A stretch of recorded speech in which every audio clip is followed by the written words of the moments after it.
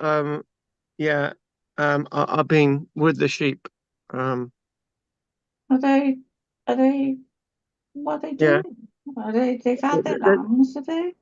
Yeah. Well, yeah, yeah. They're just they're doing what sheep do. Do you know what I mean? Just lots more people to look after, more sheep to look after. Yeah, yeah. But I give them cuddles. I bring them in the house, like I fondle them. I do all sorts of things with them. They're lovely. Well, I'm just gonna pour a drink and we're starting. Oh, oh, where's the thing? Oh God, uh, I had to get some stuff earlier on. Has Right, anyone anything to say? by the way, yeah, right, we are starting. It's all good. Right. By the way, have anyone ever tried? Right, it's the has anyone ever tried this? It's the Robinson's fruit and barley, apple and pear. It's gorgeous. Oh no. It's gorgeous. It's gorgeous. Right, Oh, okay, let's get started. Right, okay, Dave. Anything you want to say this week? It's going to be one of those weeks, isn't it? Nobody's going to say a word. Right. Goff, anything you want to say this week? I've got no archaeological news at all. I'm very sorry. Well, so you should be. You know what I mean? Yeah. I, You should be. Yeah. Right. Okay. Richard, why? Oh my God! Richard's No, doing a party political broadcast. You can tell. I know. From Right. Carmarthenshire.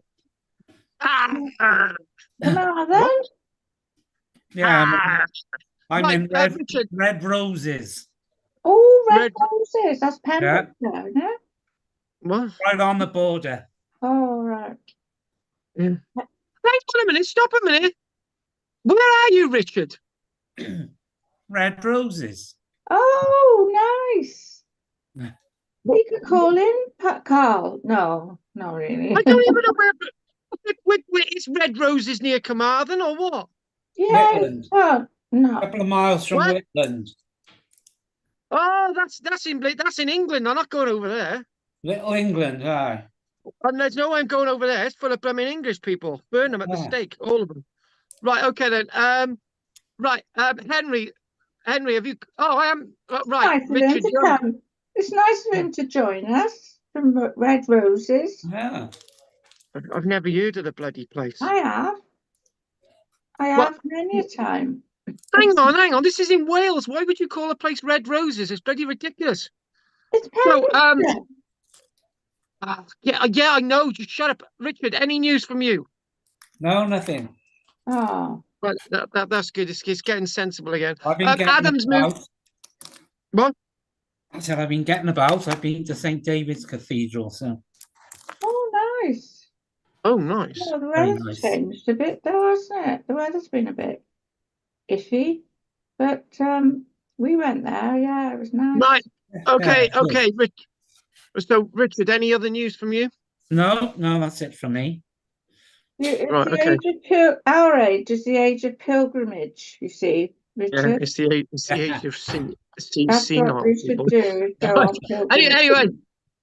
Anyway, Henry, have you got anything you want to say? Um, you probably have already picked this up. The canoe found at the bottom of a lake in Wisconsin, 4,000 years old. Oh, What? Really? Wisconsin, In 4,000 That's in the years good old. old USA. in Yeah. the up in the north near the North Lakes. So, Mm. yeah. So 4,000 years old. Any other news on that? There's two of them, Two basically parked fairly close together. parked. Right. Okay. Then fair enough. One careful owner, but Yeah. but they don't float. No, I guess that, love. I guess that. Yeah, I did. I did. I did. Okay. Right. Anything from you, Anne? No, there was just a piece about Irish slaves on Facebook, and it was quite, like They were sent to the Caribbean. Ah, are these the ones that were stolen by Barbary pirates? I don't know. I didn't read it Yeah. all. But, you know, it was pretty, you know, no, that's all and it's not really archaeology because it's not that long ago. Well, no, it is Yeah. history. It's important, and you can It's get archaeological history, yeah. evidence for them. It's yeah, they were very badly treated, and you know, it's something that's just come up when we've been talking about slaves, you know, that a lot of people were taken into slavery, all sorts of nationalities, and a lot of Irish. They were Yeah. just picked up and taken, you know, from that wherever they were living, and yeah, it was treated really badly. But some of them settled, you know, in the Caribbean and places I don't like think they had it. I don't think they I had a wondered choice. I wondered if my son-in-law might be Irish. Half Oh, Irish. right, okay then, guys, let's crack on. Right, it's 7:31. Hopefully, we'll get some sense out of this tonight. And don't worry, we won't be going past 9:30. Right, I'll need an enema by then. Right. Yeah, thanks, Anne. Pat not with us tonight? Yeah, and we'll be joining us, Anne. It's fine. Don't worry about it. It's fine. It's Right. okay. Get over it. Yeah, But yeah, Dave isn't. yeah, yeah. You ready, Anne? Yeah, good. Everything's okay, Anne? Yeah, it's all right. Don't worry about it. We'll just carry on. It's okay, Anne. Don't worry about it. And feel free to say anything at any time. It'd be much appreciated. What's going on? Oh, that's your phone. That's your Oh, phone. yeah, right, Anne. Yeah. So it's Right, not. okay. So we got Anne. Shh. Right, it's okay, Anne. Just get over it, right? It's all right.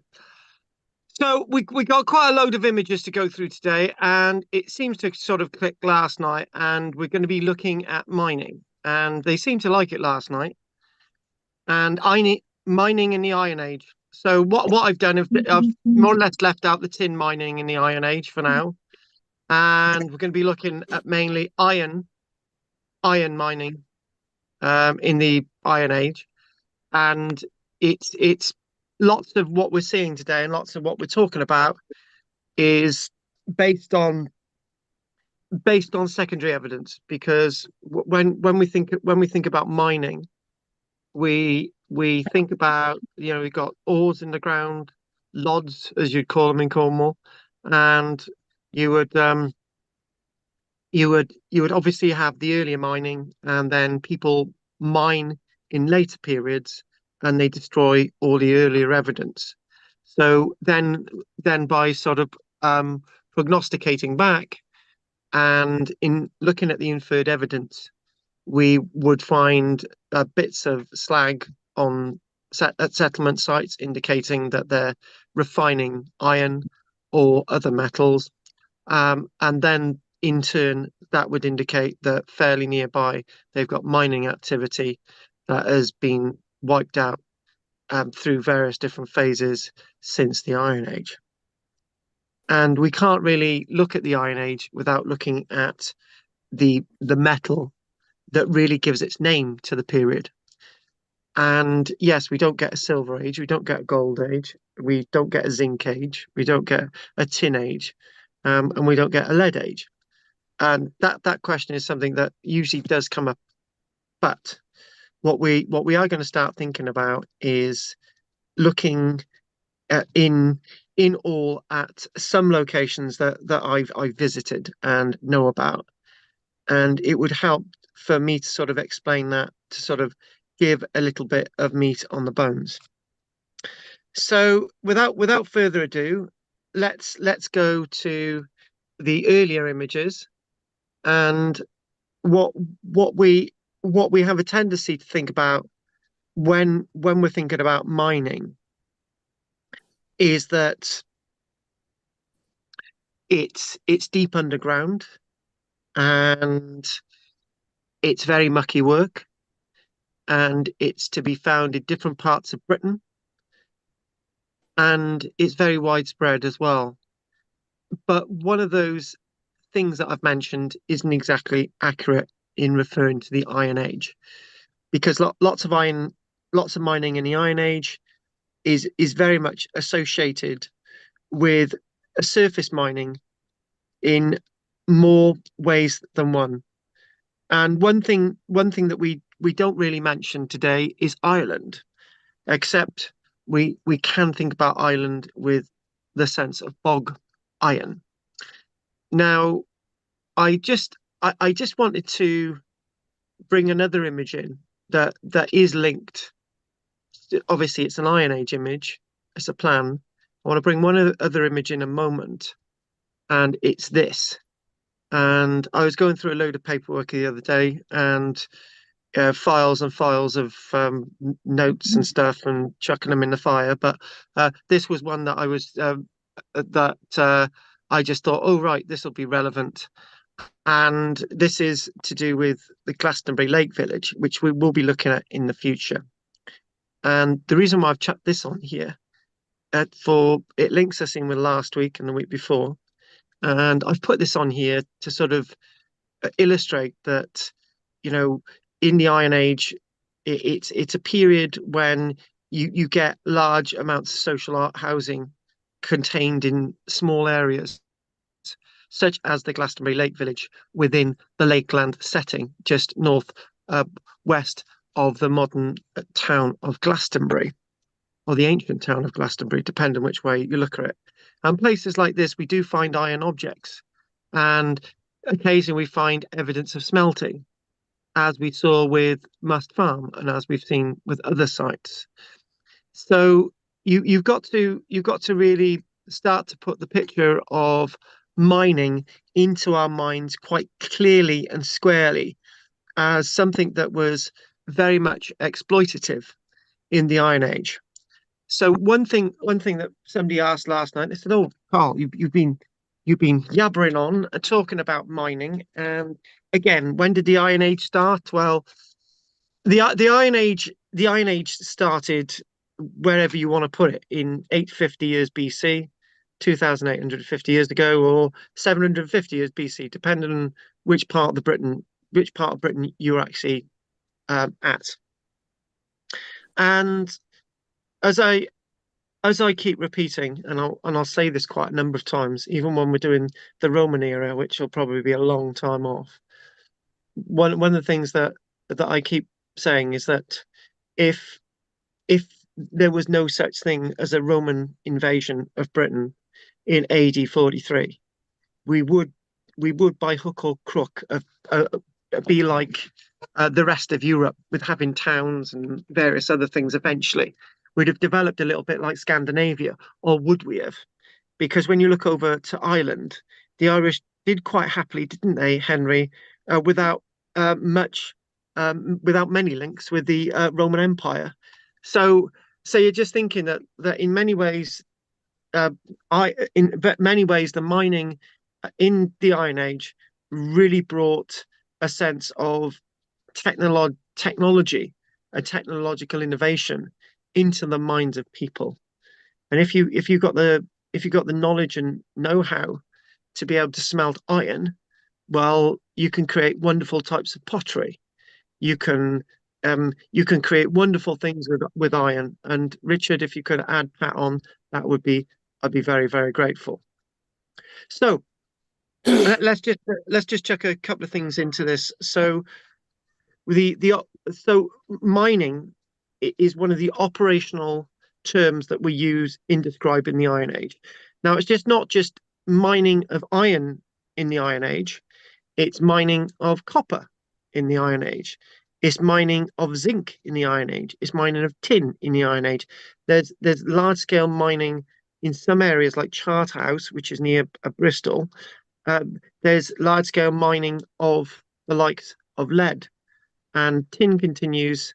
And we've got stone mining, we've got gold, silver, all those metals, zinc, and so on. All those metals are being mined in this period. It's a period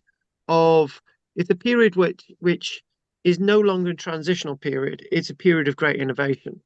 It's a period of great change, as we saw last week when we were looking at these massive hill forts. So in the Iron Age, you would have people that had tin, zinc, lead, gold, silver, copper, iron, all types of stones that you can imagine, amber.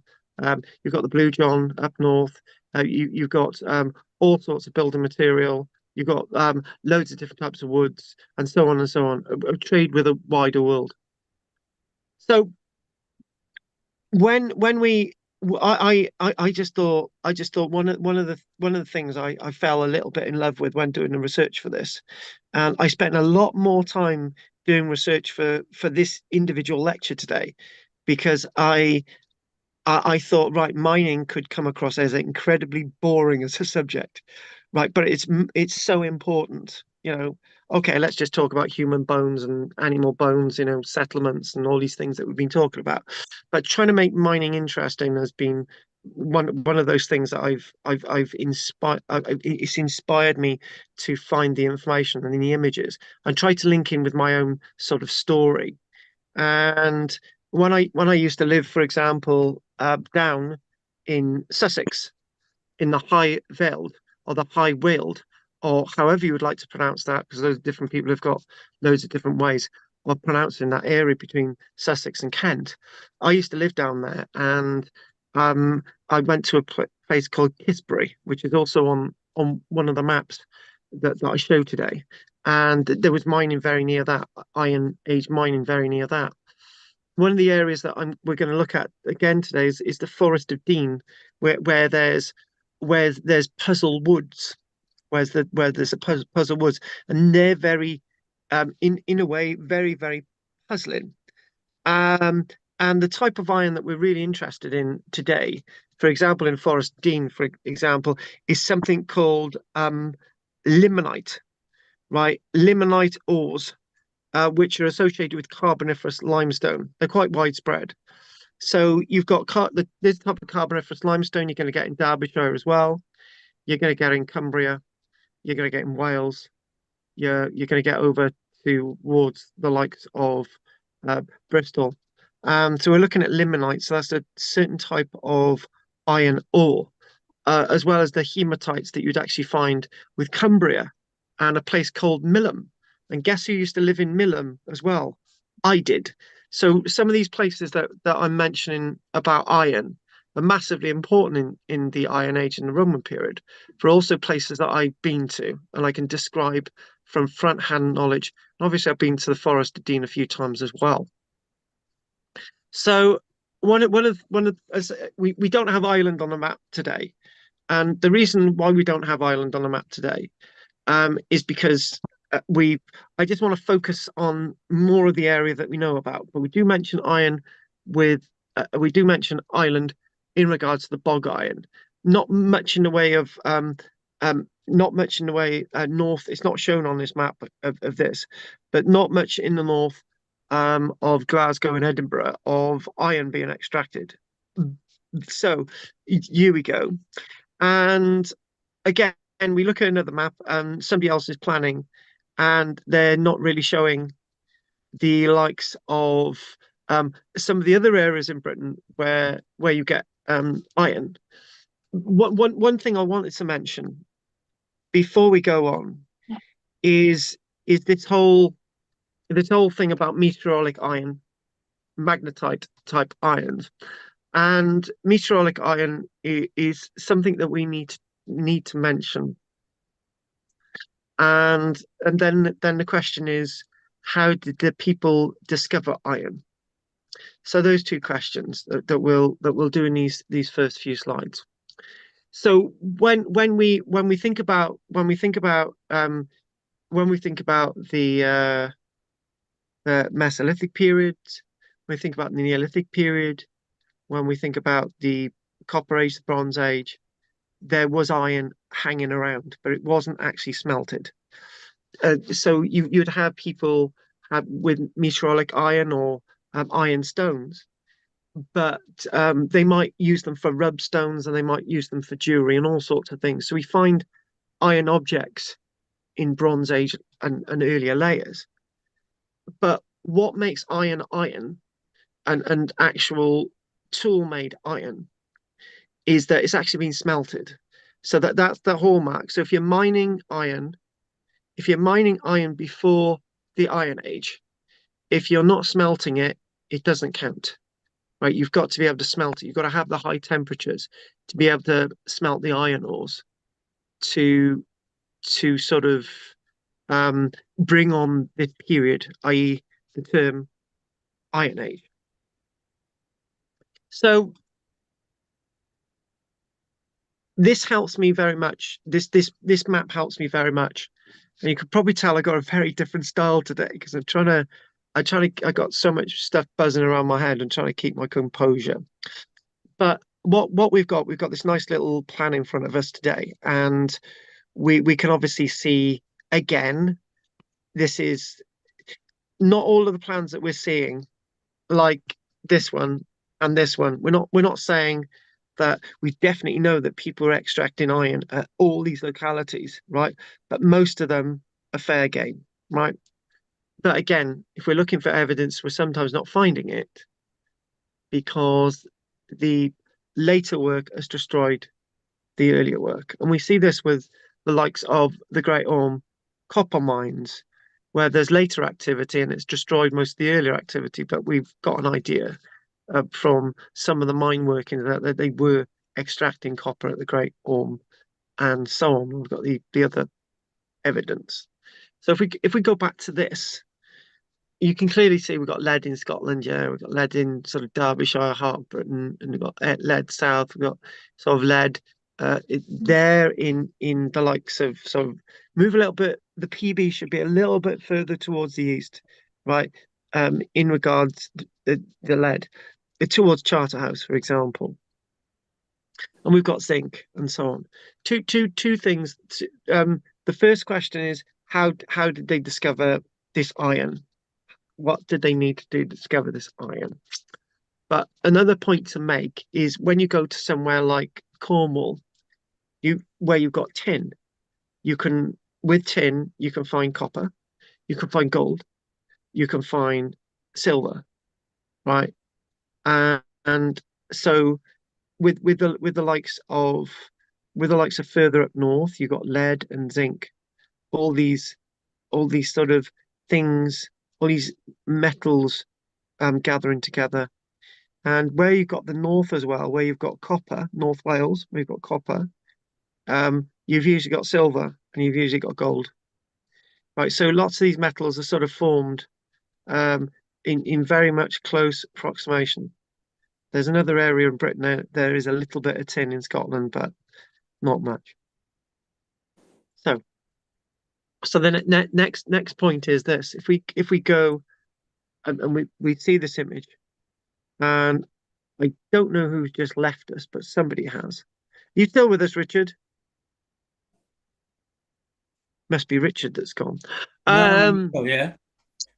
All right, I don't know who's disappeared. Somebody's disappeared. Oh, Anna. Anyway. Or Anne. Yeah, Anne's disappeared. Or maybe it was too posh and professional for her today. Never mind. I'm only having a laugh. But this question of how did they suddenly discover the likes of iron? Because to smelt iron, you need very, very high temperatures, about 1,450 degrees C, rather than, you don't really need high temperature to smelt lead. I used to, in Harbour Road in Barry, I used to make lead fishing weights, and I used to put bits of lead from my dad's garage in a saucepan on my parents' cooker, and I used to melt the lead up and pour it into molds. And then I didn't tell my mum, and my mum would immediately use the same saucepan to boil milk. It was not good, right? But you don't really need high temperatures to melt lead. I think that's why my parents are probably nutty now, and so am I. But obviously, the one thing that we need to think about is that is it accidental that they got sort of browny, ready looking stones, and they broke these stones up. Is it, and they may have put these in the kiln, but or the furnace, but those stones were just roasted. Nothing would have happened to them, right? So at some stage, people realised that by adding these grains, these gravel like sizes of iron ore, right? That you can eventually produce something that's silvery looking, right? Which isn't silver, right? So it might have been by accident, or there may have been people coming over from the continent, and they basically brought with them the technologies to have kilns which were able to heat up this new material to such high temperatures that you're able to produce iron. And when you look at this over here, um, if you look at the weld or the veld um, down near Sussex and Kent, that's very close to um, this is the Dover Straits and all the rest of it, 20 odd miles over to France there, and maybe the technology coming that way. But the one thing about this is who took the technology to actually sort of smelt um, the bog iron from Ireland. You know, did the people go over to Ireland as well, or maybe the Irish actually worked that out themselves? Usually it's trial and error, and you can imagine that people realize that if you start heating things up in kilns from mines, and you start heating things up really, really high, there's wonderful things that you can produce, right, from your mining activities. Now, I I really like looking at this. It's the puzzle woods, and the puzzle woods, as we know, are in the Forest of Dean, and they are a great puzzlement indeed. Now, these puzzle woods are full of scowls. Now, basically, I had to look this up because I had no idea what a scowl was. But what a scowl is, it's a geological formation, they're geological features. So in other words, this is Carboniferous rock. And as this landscape naturally erodes with the various acids from the rain and sort of erosion processes by frost and so on, they produce really weird formations like this. And this is known as the puzzle woods. And if these woods look very familiar to you guys, it's because they've been used in various films throughout the ages, including the new franchise of Star Wars films, which we'll show you an image of. So these puzzle woods themselves are places that are not only unique and eerie and aptly called puzzle wood, but they're the scowls themselves that have been eroded away over millions of years. Remember, Carboniferous rock was formed in excess of 350 million years ago. So obviously, with the changes of one stage, the Carboniferous rock was underwater. Then it came to the surface, and there would have been quite a sandy desert, and there was a covering over of the Carboniferous rock, and then that's all eroded away. And as it's all eroded away, it shapes this landscape. It actually shapes the rock, so the scowls. So the one question is how is it that our Iron Age ancestors knew where to look? It was just skill, right? And there's 2 points to be made with this. Is that they knew how to read the terrain. So with the byproducts that they left around the landscape, what happened was that later on in the Roman era, they found the byproducts of mining, and then they were able to read it themselves. And those byproducts were places, and then there was large amounts of Roman mining that was going on. Now, one thing that I mentioned last night was something about territory. Now, it was like one of those little moments last night where I just thought I've just I've worked something out, and what it was this: if you look at where lots of iron mining takes place, let's just go back to that earlier plan. Let's just go back a little bit and just look at this, right? So where you've got the iron across Britain. So if we've got evidence at some of these localities as far apart from the likes of Kent, all the way over to Cumbria, and all actually into Cornwall as well, all the way up to Northumberland, and even into parts of Scotland. How were people able to just turn up and start thinking there's a certain rock here? If we collect this rock and break it up and roast the rock, and then grind the rock, and then we build a furnace known as a bloomery. We build a bloomery, and then what happens is that then we produce silver, right? This is proof again that in the Iron Age there was very little in the way of landscape ownership. So say for example, I just turned up in Goff's garden. He would say, I own this, get out my garden, right? So I'll turn up in Henry's garden. Get out my garden, right? I said, I'm scrumping apples. I haven't got any apple trees, right? The point I'm trying to make is that you guys own your properties, right? Like I own my property, like Anne owns hers property, and Richard's the same, right? But the idea of property and ownership back in the Iron Age was abhorrent. It was something that people didn't have a concept of, and the proof is that if you've got people wandering around the landscape and thinking, oh, that's where we're going to find iron, so they're digging up a load of rocks and thinking, right, we'll build a furniture and whatever, right, and they're not challenged, right, because that's again proof that nobody really owns the landscape in the Iron Age, because people are able to wander around and find these places, right?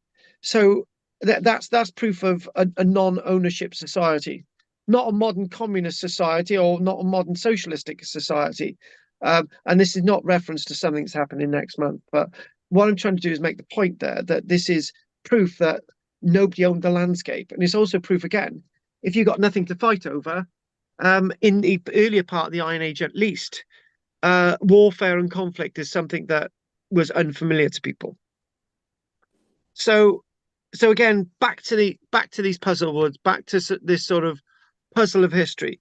Again, trying to get into this and trying to understand these people's mindsets and know that the mining itself would have been quite very much near the surface. So if you're going through this type of landscape, you're seeing the stone color, and you're seeing the stone that you require to mine, to make your bloomeries, your furnaces, and obviously in turn creating your iron.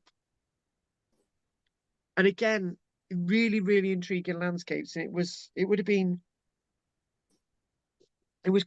a great mysterious land for these people. Remember, as they're looking around the landscape, and who are these people? That are just the everyday people within that society back then, and they're just trying to make things different and make things better. But two other points that need to be made here. Again, you can see the scowls there. Some of that's natural, some of that's created. You can make 2 points here. The first point is sword in the stone, King Arthur, and you can make the statement of power. And what do I mean? Okay. It's not about who's the king, who's the boy on the block, right? I've got all the money, I've got all the good women, I've got the swords and whatever, or I'm a woman, I've got all the men, that type of thing. It's not like that at all. It's if you've got a skill, right? If you've got a skill, you are going to be the one in power. And you're going to go into a village and say, right, I can produce out of this this sand stuff, right? I got a bag of small rocks and basically sand, right? I can produce this. And out of his pocket, he comes out with a knife. And if somebody attacks him and he hits the person on their arm with this really sharp knife and they bleed and they say, "Oh my God, how did you make that?" And the guy or the woman, it doesn't need to be a man or a woman that does this, right? He says, "Actually, if you kill me, you're never going to know. But if you keep me alive, I'll be able to turn this bag of brown stuff, right? Ready brown stuff into this." So the challenge is on. So you make this and then you're respected. And people in the village say, "Right, we will give you as much food as you want. You know, you can loan my wife, you can produce some babies for me because I'm impotent," you know, all those different types of things. What I'm trying to get at is that overnight you become very, very powerful. It's your protection, right? It's almost as if, "Don't touch me, I'm going to tell my dad," type thing. "Don't touch me, I've got loads of money in the bank, and if you keep me alive, I'll put a load of money in your bank account tomorrow," that type of thing. So these people had a lot of power and a lot of respect. And then you get the other thing, the sword in the stone. It's not the sword out of the stone, it's the sword in the stone, right? So when we think about this, when we think about this, what did King Arthur get out of a stone? He gets an iron sword, right? And that's not just by coincidence. Where there's a myth or a legend, there's a fact waiting to be found, or there's facts waiting to be told. So if you think about this, and we'll mention Wayland the Smithy in a moment as well. When you think about this, you think about King Arthur takes he almost suddenly you get an iron sword, you know. So maybe this is the point. Maybe King Arthur was a blacksmith, right? And somebody said, "There's a stone there. Um, take take take the sword out of the stone," right? And King Arthur says, "Yes, give me 24 hours and I'll take a sword out of the stone." 24 hours later, here's the sword. And people say, "Wow." And somebody else tries and they can't do it. And somebody else tries and they can't do it. But King Arthur can. And I think that is part of the King Arthur legend in the mid 400s to early 500 years AD, 1,500 years ago. And I mentioned the likes of Wayland Smithy, right? And the reason why we've got Rey from Star Wars films 7, 8, or 9 is because big chunks of the film were actually filmed in Puzzlewood. And again, they spring up a sense of mystery and a sense of great power into the minds when you're actually looking at these woodlands. So it's actually creating something out of basically nothing. So again, Wayland the Smithy. Now, being able to make rock into iron goes obviously goes without saying, goes into the Iron Age. It goes at the beginning of the Iron Age, 750, 850 years AD in Britain. But in the continent, you get the likes of the Mycenaeans, you get the likes of people towards the east coming across iron a lot earlier, like 1,200 years ago. 1,200 years BC, 3,200 years ago. And when we're thinking about the legend of Wayland, there's Wayland is in Wayland Smithy near Uffington. and the burial, the chamber or stroke burial chamber at Wayland Smithy is said to have been the place of the great Smithy, the great Wayland of the Smithy. Right, so obviously, what we've got at Wayland Smithy in south of Uffington is actually a Neolithic site. But there's a legend associated with this guy who was able to make iron out of stone much later in the Iron Age. So, and I think that's very, very important that we've got to give these people credit where it's due. And the other thing to be said about that is that as follows: if somebody come in here today and said, right, if you got a problem with your computer, yeah, I'm going to repair it. So they repair it. And I'm thinking, how did you do that? And I said, oh, I did this, I put that in there, I twiddled this, oh yeah, and I moved this around, oh, and I put this in there as well. I'm lost, I can't do it, right? So that person is special. They're important to me. It's like the garage that I go to. They're very important to me because they repair my car when I'm not able to repair it. I could change an alternator, I could change power steering as I did on my van, but most of the stuff on a vehicle wouldn't be able to repair. Richard could repair a car, I'm sure. Well, I think Richard would say he could repair every car before the 2000s, when everything become sort of in component bits in the car. So Richard is very special to me because he can do things with cars. Like Goff is very special to me because he would probably be able to save us all if we were on a ship, and so on and so on. Right, so I think this is something enshrined in people's respect in society, and people are able to move around. Right, let's move on to the next bit. And there you go, Ray. And there is Puzzlewood.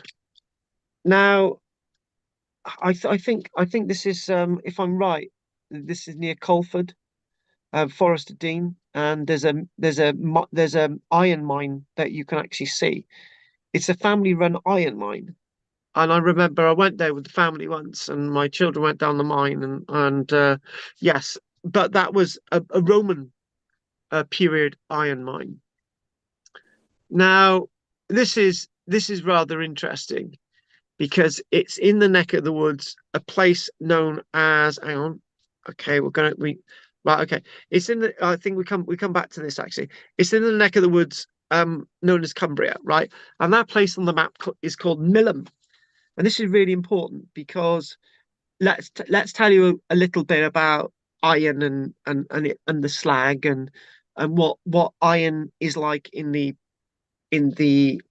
Iron Age, as opposed to what iron is like in the 1900s. That place called Millom, I lived there. At the end of the street I used to live in, called Newton Street in Millom. At the end of the street there was a 15 to 20 meter high slaggy, or a slag. And the slaggy was a huge mound of white pumice looking gravel, right? You know, millions of tons of it. And when I say millions of tons of it, I'm not jesting with you. There are millions and millions of tons in this big slaggy. As I say, 15 to 20 meters high. It's a really tall thing. I remember couldn't push my son up in the pram on the top. I had to put him on my shoulder and just carry to the top of this thing, right? When I used to live in Millom, and it was white. All this stuff was like a white, endless landscape, right? And that was the byproduct of mass industrialization of this place called Millom. Between the late 1800s and 1913, they produced 1.25 million tons of iron, right? And before that, they're obviously producing, a hell of a lot of iron, and after that, they're producing a lot of iron. The iron manufacturing at Millom ended in about the 1900s. About that again, late 1900s, not early 1900s, late 1900s. But the reason why I'm mentioning this, and the reason why And Anne's on YouTube, by the way. The reason why I'm mentioning this is that if there was any early iron mining evidence in Millom from the Iron Age, it would be long since destroyed, because they basically took out they took out I can't remember how many acres, about 100 acres of area, right? You know, a massive area, huge area, big huge area. And if they're mining that over time, any of the early evidence is gone. So in the mindset of our psyche, iron has become very, very important. And then you then link in iron with needing charcoal and iron needing also coal to produce the temperatures that you need in the furnaces, in the small bloom furnaces, right? So, in the bloomeries. So there we go. If we mention this as one of those clip arty things. So how was iron mined during the Iron Age? Well, they sourced the metal from bog iron or iron ore. That's when we bring in the Irish, right? So bog iron. But I'm reminded that bog iron is not very good quality, right? Sorry about that, Henry, but it's not, right? It's not very good quality. You've got to get limonite. You've got to get the likes of the hematite. That stuff that comes out the ground, right? Rather than the bog iron. But bog iron nevertheless. Let's not knock the Irish, otherwise Henry will be around here. But let's just talk about how that iron is formed, because a bog iron, whereas iron ore is usually formed involving huge levels of heat, right? And magma and all the rest of it. Well, bog iron's actually found in peat bogs. So let me just explain that a little bit to give you an idea the difference between bog iron and the creation of iron ore. So in bogs in Ireland, and obviously we've got lindo moss in mainland Britain and up near Cumbria and lots of mosses. But with the bogs in Ireland, they're formed obviously below that you've got rock, and then you've got the rock above that, which is called the regolith, which is basically the rock there where it's disintegrating, and then if the subsoils and topsoils become inundated with water, and then you've got all the smagma moss, and you've got all the mosses and all the stuff rotting, creating a blanket. Within all that, you get fine particles of what's called sesqui oxides, or sesqui oxides.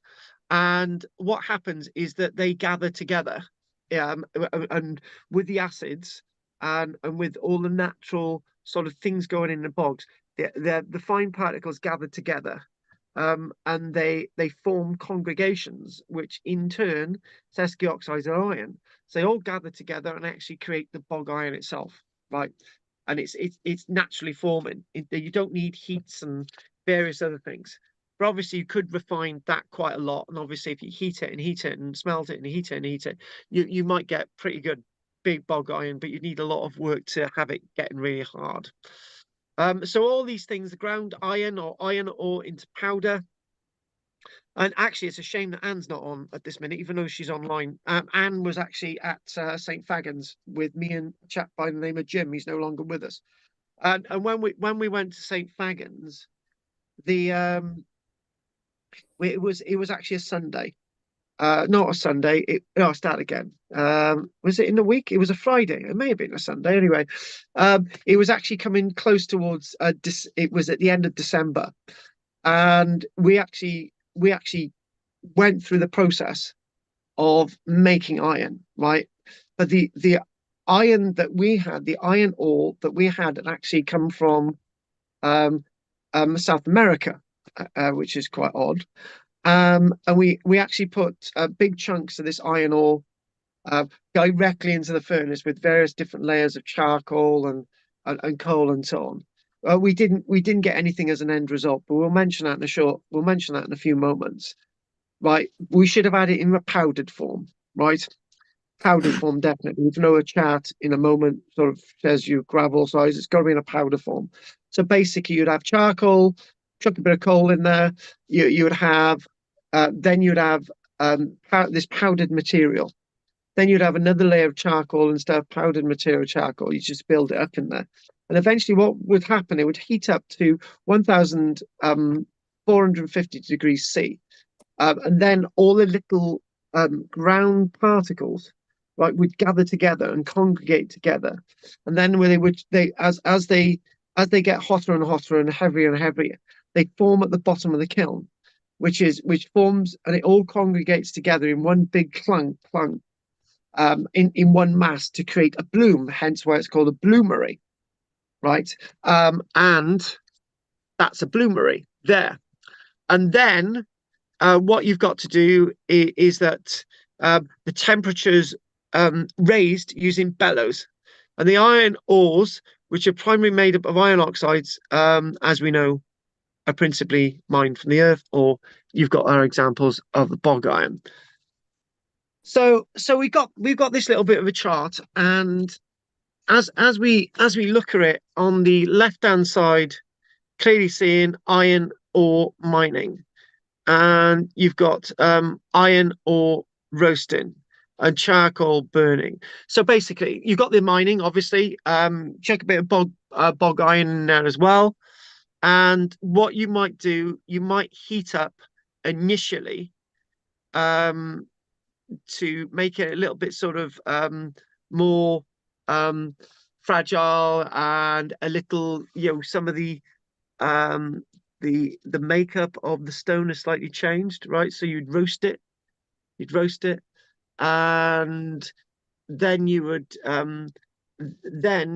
break that up with the likes of a heavy rock, a heavy boulder. You'd break it up, and then you would add that to the kiln in the various different layers. And what would then happen, right, in the bloom, is that there you go, iron bloom and slag tapping. So what happens is that you've got a little mouth. You've got that little mouth there, and basically you tap everything up. You would open it.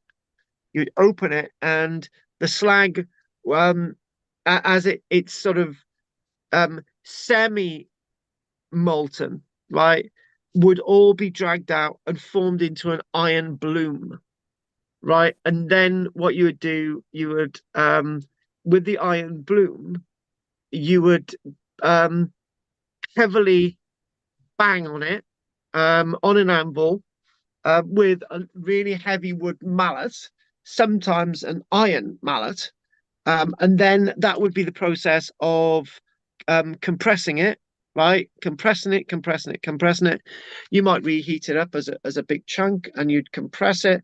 Basically, by hammering it, you get rid of all the impurities in it. You get rid of all the carbon in it. But iron does need a certain amount of carbon, so you can't hammer all the carbon out of it, right? So it gives some sort of structural matrix. Bring her in, Richard.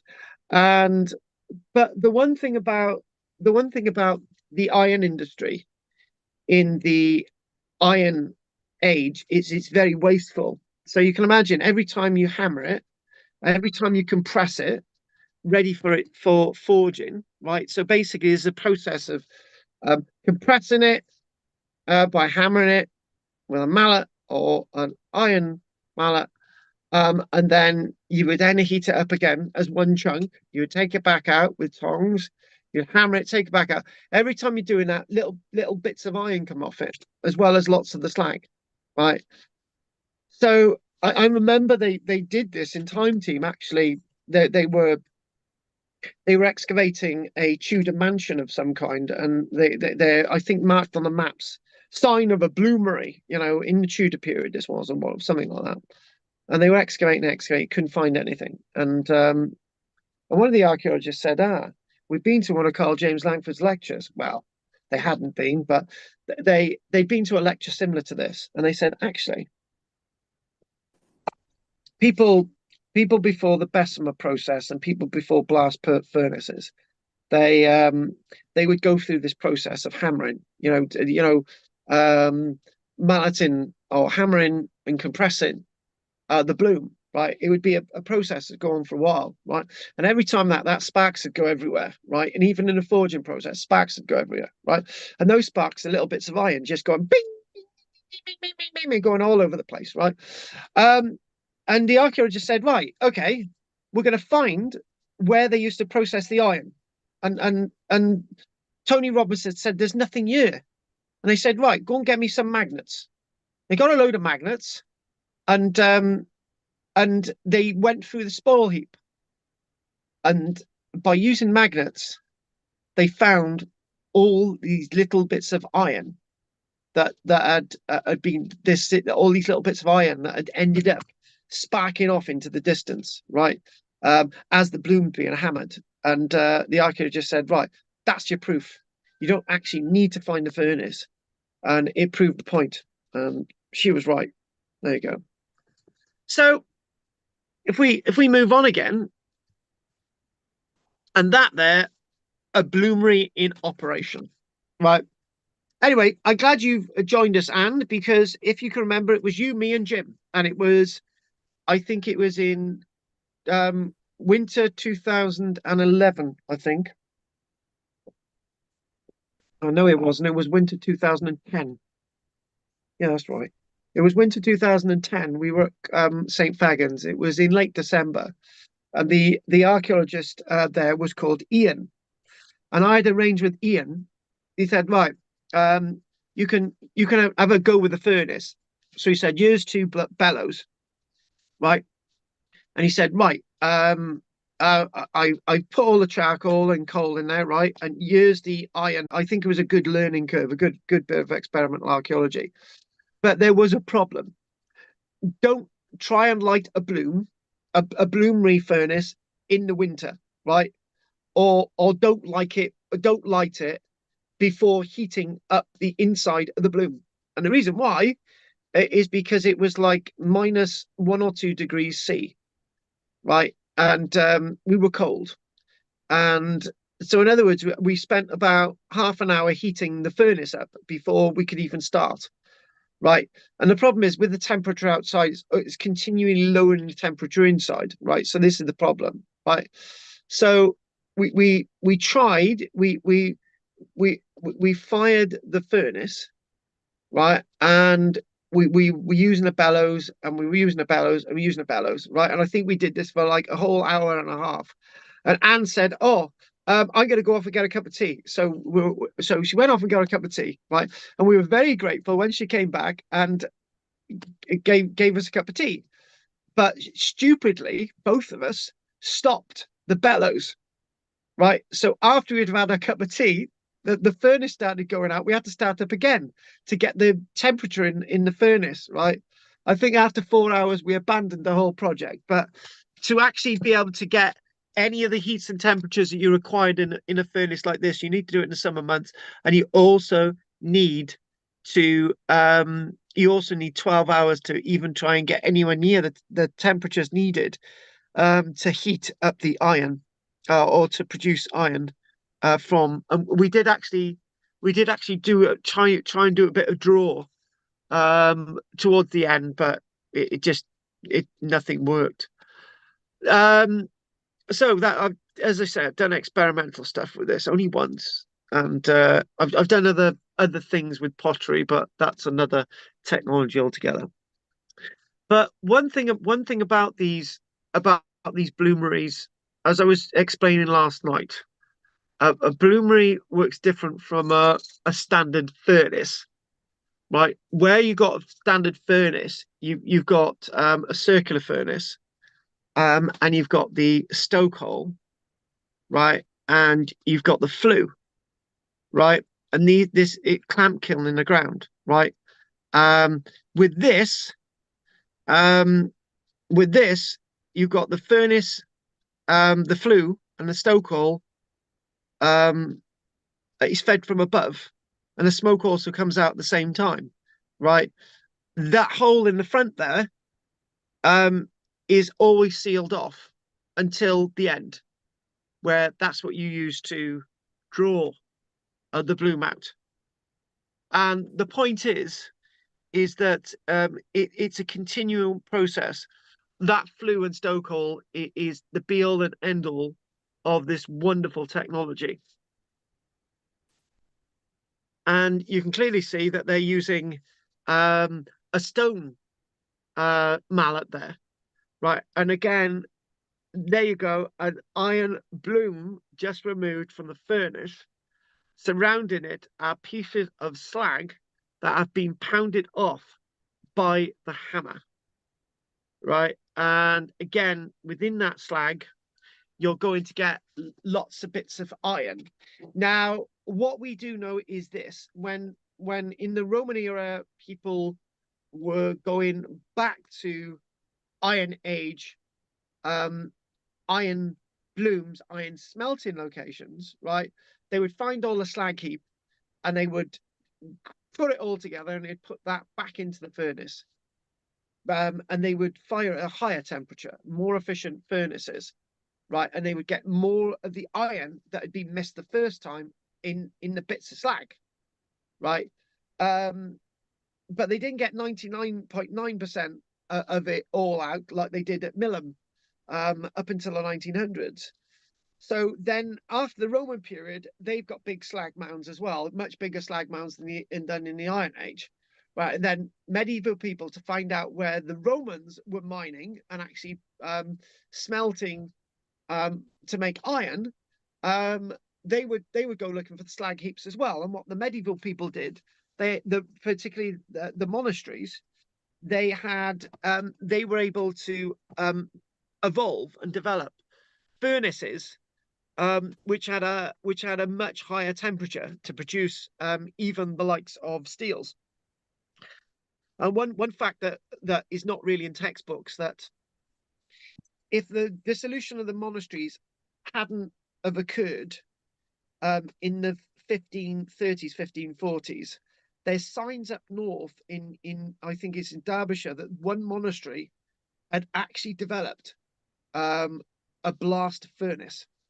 So the monks were developing blast furnaces in Britain, and obviously that monastery was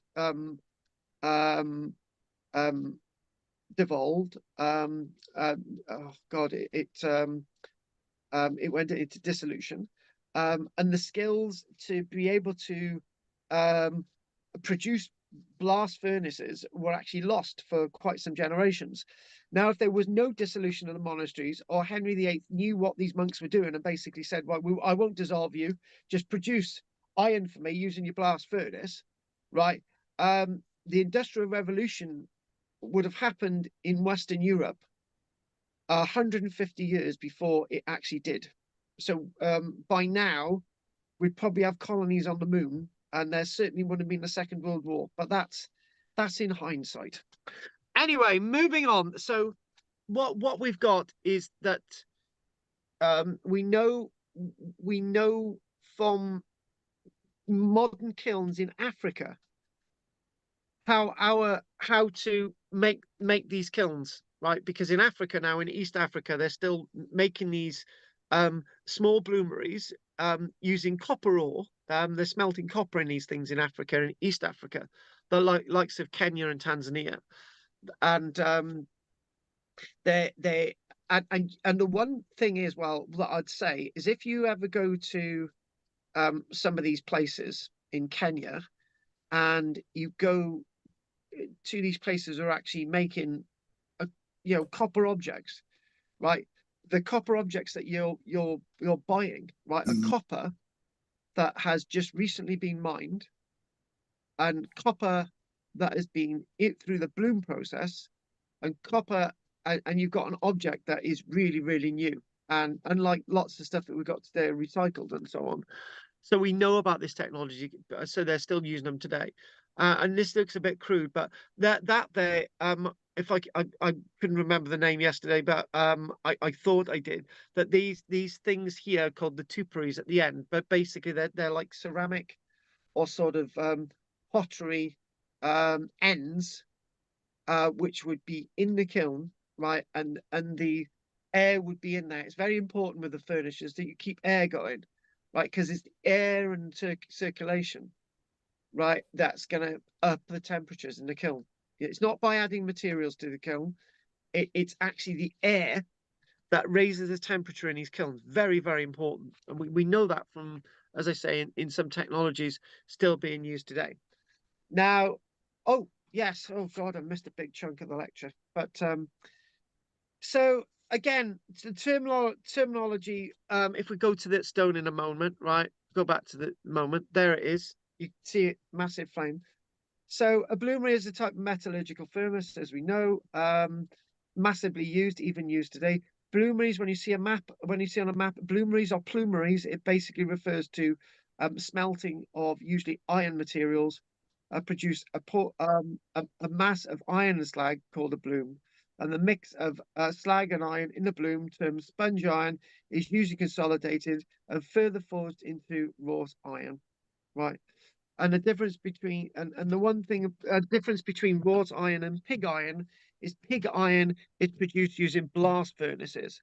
The difference is with this is actually you know it's not it's set it's semi molten. It's not it's not sort of as it's not as fluid as if it was a blast furnace. So if it was a blast furnace, then it would be in a fluid form. But as this in a plume, it's a more solid sort of semi sort of porous spongy iron, right, which needs hammering, right, and that's basically the difference really.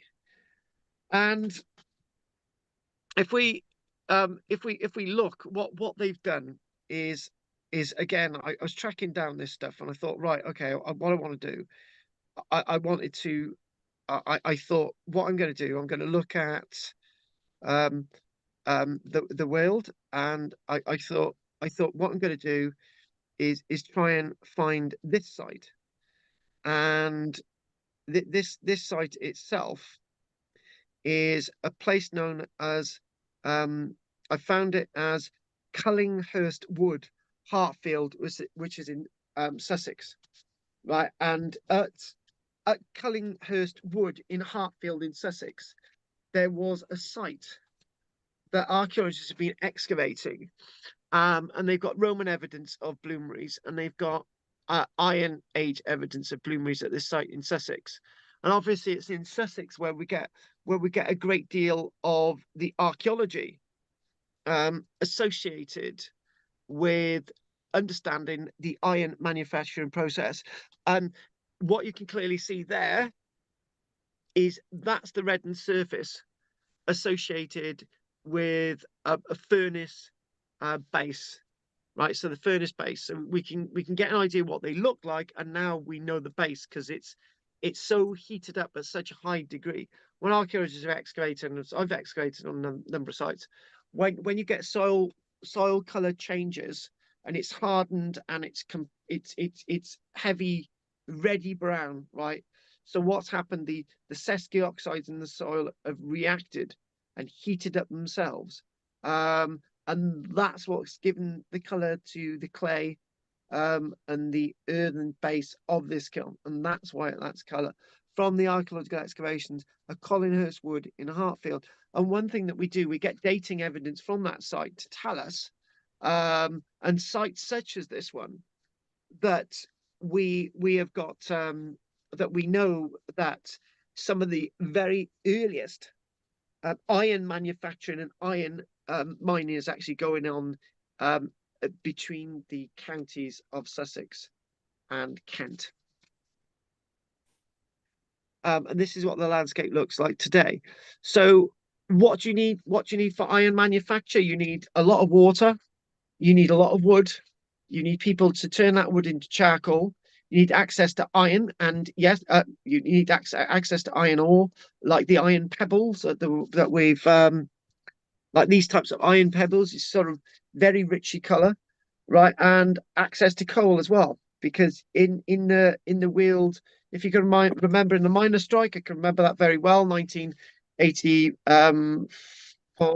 was it 1984? Yeah, 1984, when that you still had some Kent miners, some coal miners, right? And obviously, again, coal is going to be used in the processing as well to get the temperatures way up, as well as the bellows, and the air being pumped into these wonderful furnaces.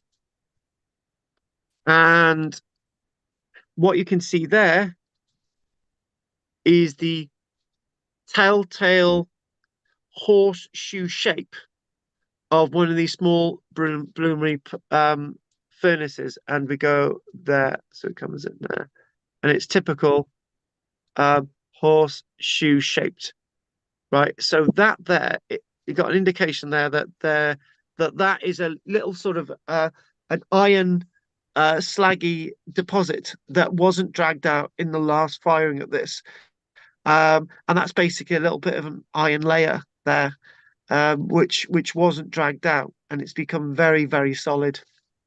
And again, finding the archaeological evidence is great. We're not just reliant upon reconstruction and stuff going on in Africa, but we got the basis and we got the information and we really know what's going on. So instead of me saying, oh, well, there's bits of slag evidence at sites and this proves, but once you actually get the furnace areas and you get little bits of mining, is all the evidence we need, right? And obviously all the iron objects. So obviously we can metallurgically test iron and we can say, oh, matron, now that iron itself is metallurgically from Britain, but we need to know where it's from.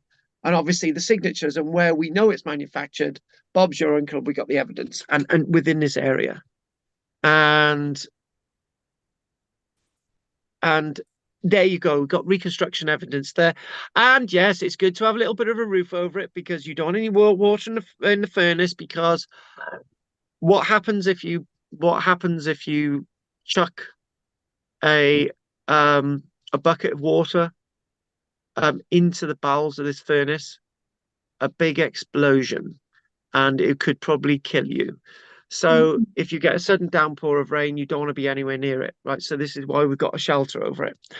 And again, the whole process, the sort of a whole processing from the furnace to hammering to forging, and that whole process. If we go back to that illustration, so we've got, there you go, the hammering, the compression into the eventual forging. Or if you want to reheat it again, it's all about the more times you heat it and heat it and heat it and heat it, the more impurities you get out of it. But except if you take too much of many of the impurities out of it, it starts to get very friable and fragile. You need a certain amount of carbon in steel and iron. You need a certain amount of carbon in it to actually make it as solid as it is, right? Obviously so you've got cast iron, right? You've got wrought iron, you've got pig iron. So with cast iron, you've got a lot more carbon in it, and it's the other way around. So you've got too much carbon in it, it makes it brittle. And when you've got very little carbon in it, it makes it brittle. So you've got to have something in the middle, right? So yeah, iron steel is sort of a different level of carbon in it, it's sort of, yeah. So yeah, all of these things that people would have learned. However, this is not a complete reconstruction of a furnace. What they've got there, they've actually got an electrical compressor. So you don't actually have two silly people like me and Jim waiting for Anne to bring a cup of tea over. I think, Anne, you may have brought us a bit of brown bread that day. Thank you very much. But you could have at least brought us an ice cream. But it was December. But anyway, the point is the compressor is constant. So you've got a constant sort of and this is why you've got that flame going way up into the air. Look at that. Go on. My brother used to look after number 2 blast furnace of the the steel company, and what, down in Newport? Lanwern, yeah, Lanwern. It was all done by technology, but it was still a big flame. There used a lot. Yeah. There was a lot of flame, you know, and heat. Yeah, it, You can just imagine how much you do need. That day we were pathetic. oh, come on, Anne. Come on, Anne. I got to be honest with you. As experimental archaeology, I'm going to find those images one day. As Oh, yeah. experimental I mean, archaeology goes, I think I might have some. You know, I might have a look, see if I got any. yeah, I can remember, Anne. We had no idea. Ian said, just get on with it, right? And Mm. obviously, we now know that those big chunks of you know, because the iron that we were chucking into it were granules. What we should have done, we should have hammered it. And you know, what we could have done was that what we may have done is we could have put a hell of a lot of material in there, right? We could have just worked on the bellows. We could have all taken turns on the bellows. Two of us on the bellows. One would go to get the tea, Anne, right? And then as we're drinking the tea, you're on the bellows, you know, that type of thing, Yeah. right? If we'd have known, Anne, that we should have had the iron gravel, you know, and as you can remember, Anne, it was actually from South America. If we would have really made it into a powder, we may have got a tiny slither of a little trace of a bloom, right? But as I said to these guys, we probably need to do it for 12 hours, and it was in doing it in the winter months, and is a really stupid idea as well. It was really cold, yeah, and we thought Yeah, we just enjoyed getting warm on the furnace, but you know, no, not no, really. we Was didn't. it? No. I Anyway, mean, yeah. so Sorry. this is this is the Uddermore site, which is obviously near Cullingshurst Wood, Hartfield in Sussex. And obviously there you go. You've got that there. You've got the shape of the kiln, right? And there's the evidence. And there's the outside of the kiln. Look at that there. You can actually see the wall of the kiln. Right, so they're excavating. So we've got the internal bit of the kiln where he's standing, and we've got the outside of the kiln, and there is the typical horseshoe shape of the design, and you can see the outside. So again, finding the evidence, getting the archaeology, typical horseshoe shape. There we go, going around and going around, and that there in the middle, that is what they didn't get out of this wonderful kiln near Collinshurst Wood, at the site that we've just mentioned, known as Uddermore, Great Parkwood, Uddermore. It's now 8:43, so I might try and hang on a minute. What I'm going to do is I'm going to go out of the screen a minute and see how many images that we've got left. So we've already done them. So I think we're probably about halfway through now. I think maybe it might be wise to take a break, right? And then just take a I don't know, a 10, 12-minute break. Oh, and Carly's just joined us from the States. We'll just see what she's got to say. Hang on a minute. This is where we're going to go. Carly from the States, she says, hi, could they possibly ship the ore to more favorable smelting conditions, weather and fire fuel sources like volcanic underground pools of lava, or shipped them to other locations? The thing is, right, in different parts of the world, you know, it's a really sensible, but then again, when you if you think about lava, that's mainly big chunks of iron anyway.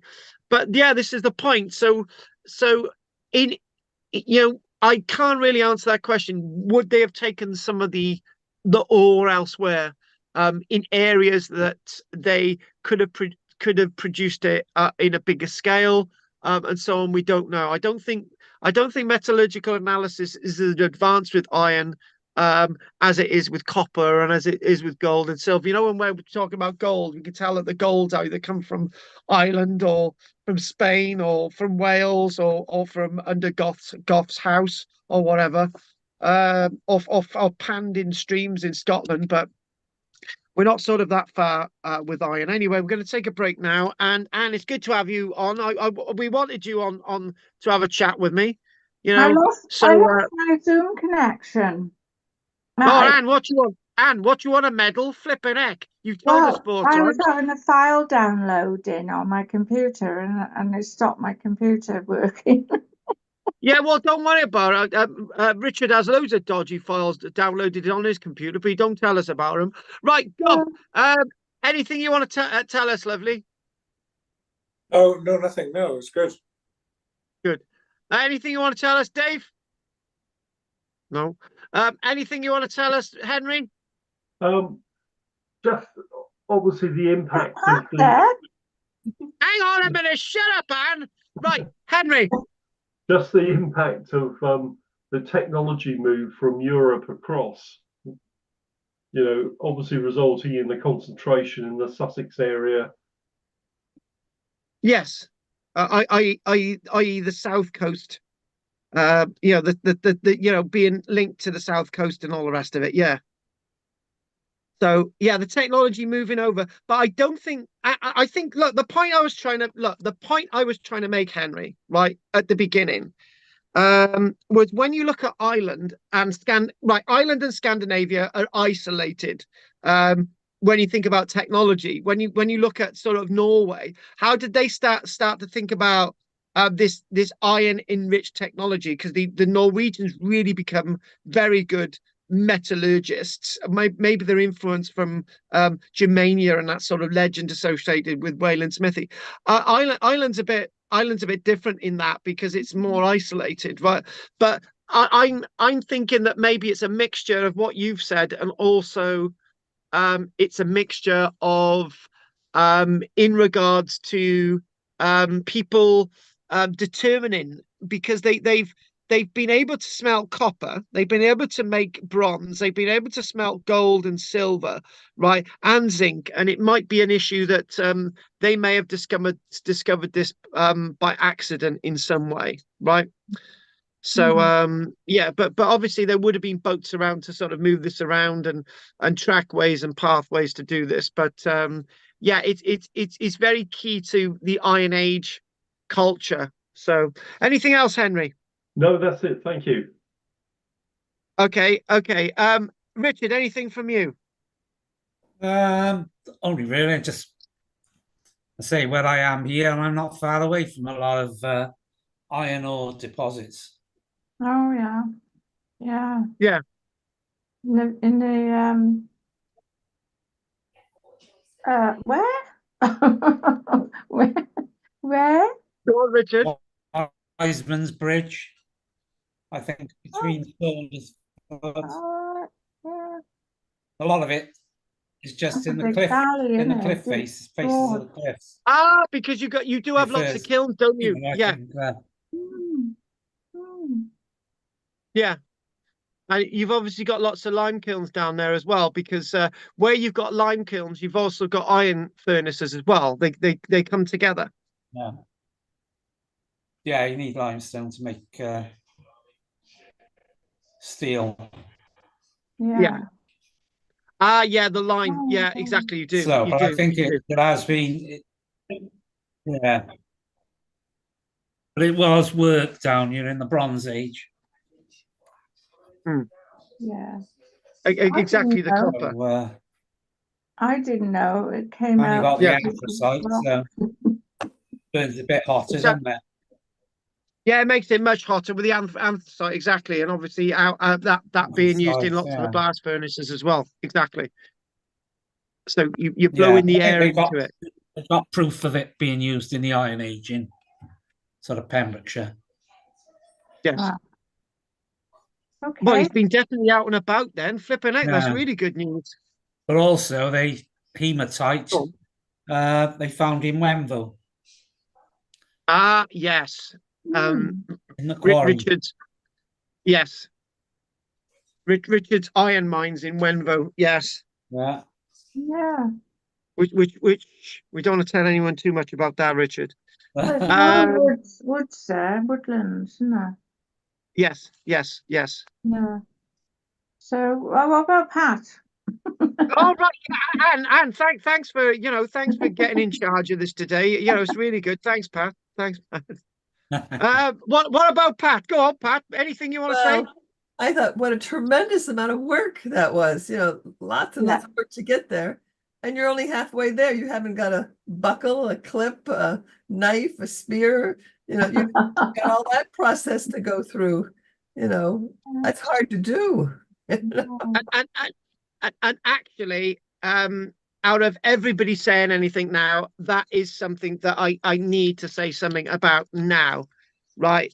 You know, we're only halfway there. Pat is right. You've obviously there's another bit. You've got to get this into the market. You've got to be able to get people wanting these things, right? And one of the things that we need to say is that then it's got to be hammered, then it's got to be forged, and then you've got more material to burn. You need lots of material to produce this, and anything produced out of iron is going to be very, very valuable and very, very expensive. And this is a point, and I'm going to say it. Let's just spit it out. Gold is very easy to work. Tin is fairly easy to work when you've actually got it out the ground, right? When you know where gold is, it's easy to find. Copper, there's lots of areas where you get copper available in Wales, for example. Lead, when you know where lead is, it's readily workable. But iron is a different kettle of fish. It's very time consuming. It's going to be very expensive. And the final point is this: is that I've always said this: if a metal detector enthusiast could find an iron torque, that would be in the sense if they found an iron age torque, right? If you went back in time and you said to an iron age chieftain, do you want a gold torque or do you want an iron torque? The chieftain would go for the iron torque because the iron torque would be far more valuable than the gold, because a lot more time and effort's being taken place to produce that iron object than has been taken place to produce gold. I think the only difference is in terms of quantity. Obviously, as the years go by, there's less and less gold and there's more and more iron as we're able to work it. That's the difference. But in the Iron Age, iron was more valuable than any other material available in the Iron Age. And that's a very, very good point. And that's a point I didn't make last night. Right. Anyway, thank you for that, Anne. That's Pat. That's really, really good. Right. Okay. We're going to take a break now. It's 8:53. We were going to take a break a couple of minutes ago. We didn't. So it's 8:53. I want us to be finished by 9:31 tonight, because I've had a message from Pat's husband, but that they want to go out and get a Subway. Right. So we're going to have a break now, quickly. All right. Okay. Okay.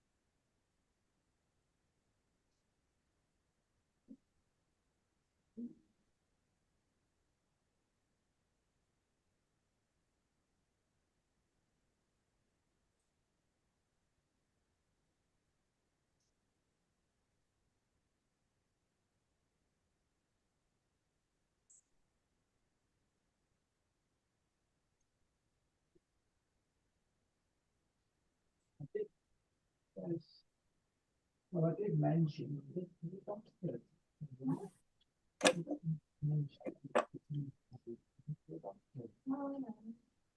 Because I said, oh, do these tablets to relax me to sleep, and the notion that they relax me too much. Oh, yeah. Food. Yeah. He said, well, not really. No. But, Well, you're all a bit policy. Anyway, yeah, best to mention it all.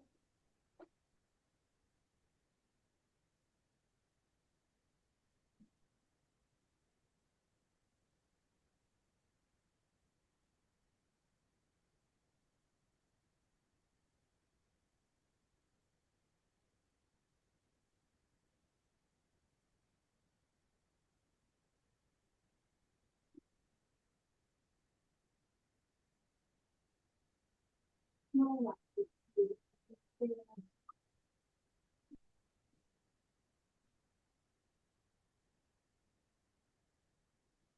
It's nothing, you know, that's east.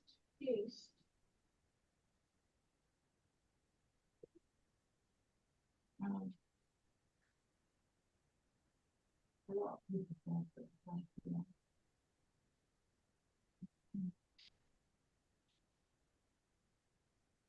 There is a sort of fruit pie there, if you wanted. No. I made some tea. Would you like to pour it?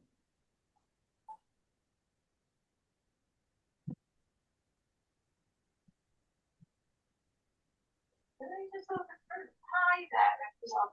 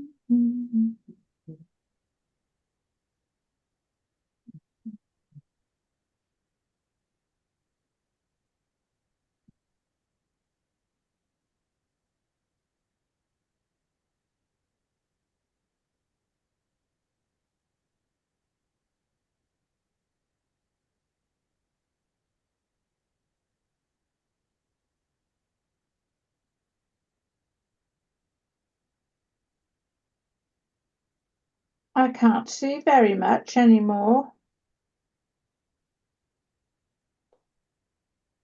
On online. So, Don't worry about it.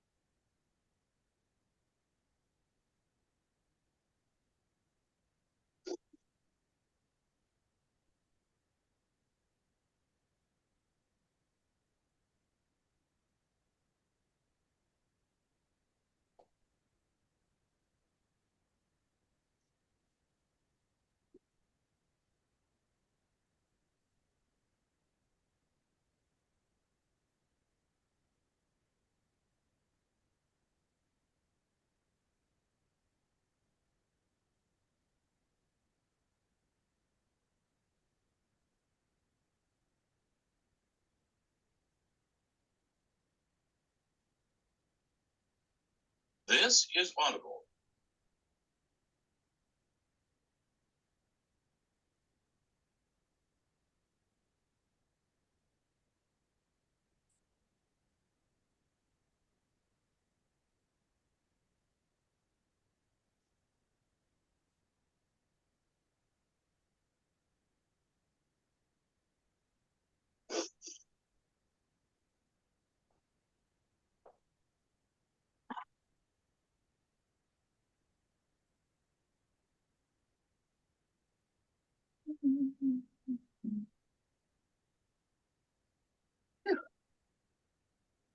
Hello, Anne. Hi, Pat. You okay? Yeah, just wondering when you're going to meet up again, really. Oh, I mean, are you okay? You're not bothered about? I just, don't know whether people really want to do it. well, it's always fun when there's four of us. Bill and what's her But name? I'm not. I must admit, I'm not really in touch with Bill or Glenda. I'm not in touch with anybody. Well, why Sorry, don't you and I really. go for coffee? Yeah. Unless you're not interested in me either. Well, I've got to take my car in for service on Friday morning. Well, Friday. So if you wanted to meet in, I don't know, I'm doing something on Friday. I'm trying to remember what it is. in the morning. Yeah, in the morning. Yeah, I'm doing my aqua gym. Oh, Oh, right. my hydro gym. I do it once a Yeah. week. Costs Oh, that Thursday. what? Oh, right. So you're doing your hydro gym, but it's not at the bridge end, is it? Yeah, it's actually in the leisure center. Oh, it is. Oh, they do coffee down there, don't they? Yeah, let's see. Where's the coffee? Yeah. Would you have to go home though? If you No, I'll be available after that. Yeah, it's I'm trying to think where. Oh yeah, there's a little cafe downstairs because I have had something there to drink. Yeah, yeah. You're just inside the door, and yeah. you can get free parking there. You better to code in your car license Oh plate. yeah. Oh, that's the only problem. But it's No, easy. It's easy once you do it. I I do it for you. know. It's easy once you do it. I got there and I had my husband's car and I keyed in my car. Oh God. I suppose Oh, yes, that's not good. oh, and you didn't have to pay anything. Well, I was only there an hour because I got there and I'd forgotten my swimsuit. Oh yeah, How can you forget the yeah, swimsuit? I was carrying other stuff, because yeah, whatever. Anyhow, it was yeah. chaos. So That what time is your aqua? um, let's see, aqua. That's is that tomorrow? Let's see. No, Friday. Yeah, Friday. It is. I'm trying to think. 11 o'clock. 11:15. Yeah, 11:15. Oh right. So the class goes to 12 o'clock Yeah. then, and no, it's 11. It's 11 o'clock. Oh No, it's 11. No, it's 11:15. It is 11:15. yeah. It's not quite it wouldn't quite suit me because I'm putting my car in quite early, you Oh, know. right. Where are you putting And, it? well, 9:30 then. Oh, God, where are you going? Where are you taking it? Oh, Tremaines Road, Bassett, Yeah, up there, huh? Yeah. Bassett. Yeah. Oh, it's okay. I mean, well, the afternoon would be better then in my Yes. usual place. Oh Yes. no, I can't go. I can't go because what they usually do is keep it all day. All day. It's ready at 5, huh? Yeah. But Oh, Thursday I'm going out early in the morning as well. yeah. But you do something on What Thursday. about next Friday? Hmm? Next Friday. Oh yeah, we'll go for next Friday then. A week Friday. Yeah. You want just us? Right. Just the two of us? Yeah, that should be Just the two of okay. you. Just the two Good of us. telling me. Right. Are we all back? Yeah, Goff, everyone? I'm free all week. I'm free I all have week. one friend, she always thinks Costa is great, We Costa. can always have a little chat. I could always message you Okay. and have a think about it. Like, Don't talk too much about me in this, okay? most Fridays, it probably is a good day for me because it's like the day after we've done our shopping. Yeah. Basically, And then if you need Hey, anything wait a else, minute. very interesting. you can pick it up. I was going to suggest Asda. Right, okay then, guys. Goff is getting a little bit thingy now. So, oh No, God. no. Oh no. Right, okay then. Right. So, let's crack It's all on. right. Pat and I have known each other a long time, you know.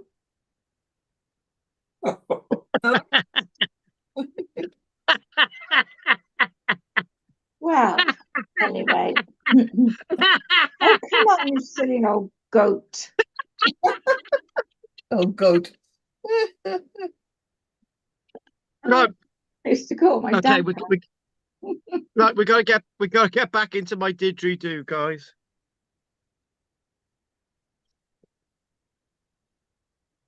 Right. Okay. Now we know what Anne and Pat are gonna be doing. They're going out shopping, right? We're gonna go on to the next bit now. Um, um, right, hang on, I'll just write this. Right. Right, here we go.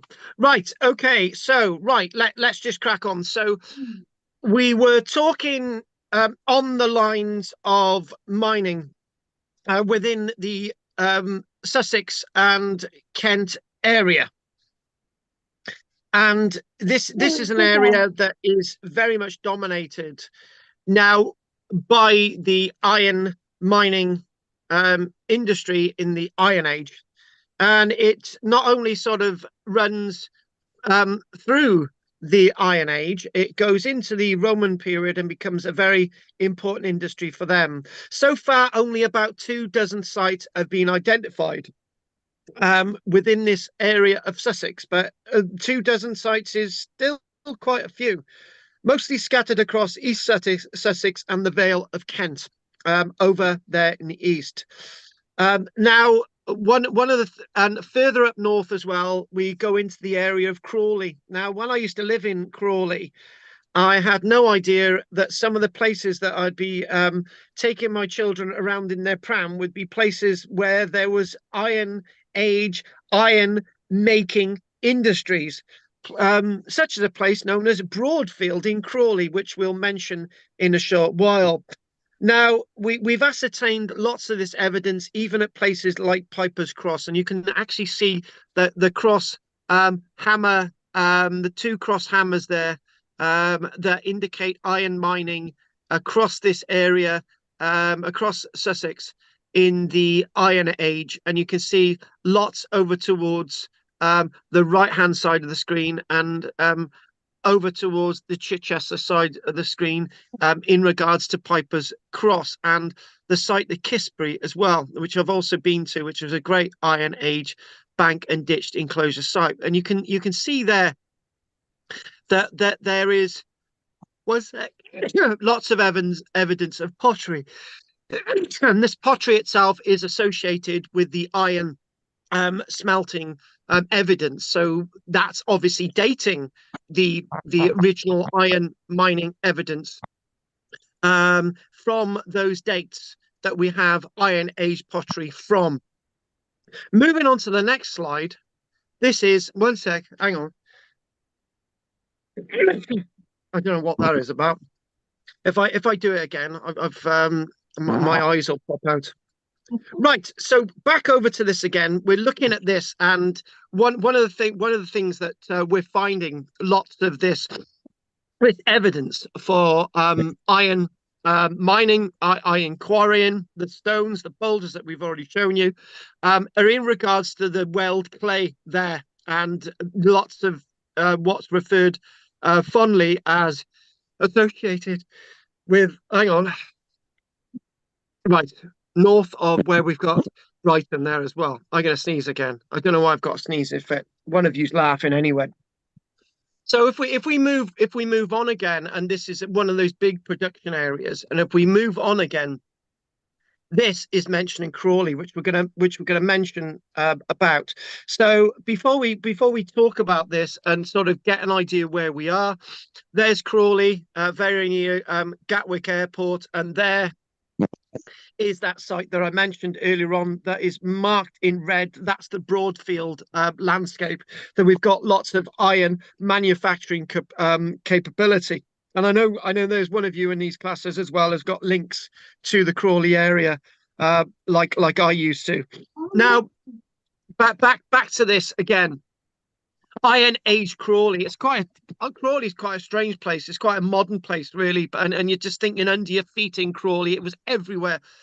Where I used to Southgate, for example. My ex used to have children at a school in Southgate, and so I was in that area, unbeknown to me that underneath that landscape is evidence of iron manufacturing and the bloomeries. So I know that area is quite flat. It's quite a flat landscape. In fact, it's a very flat landscape.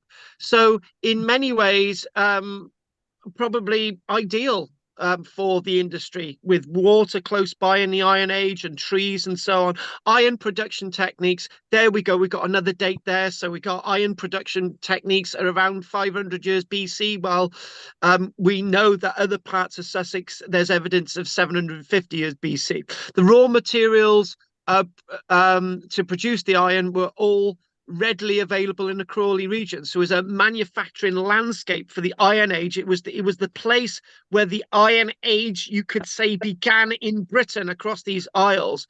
Iron ore existed close to the surface, as obviously in some of the beds there, in some of the eroded pebbles.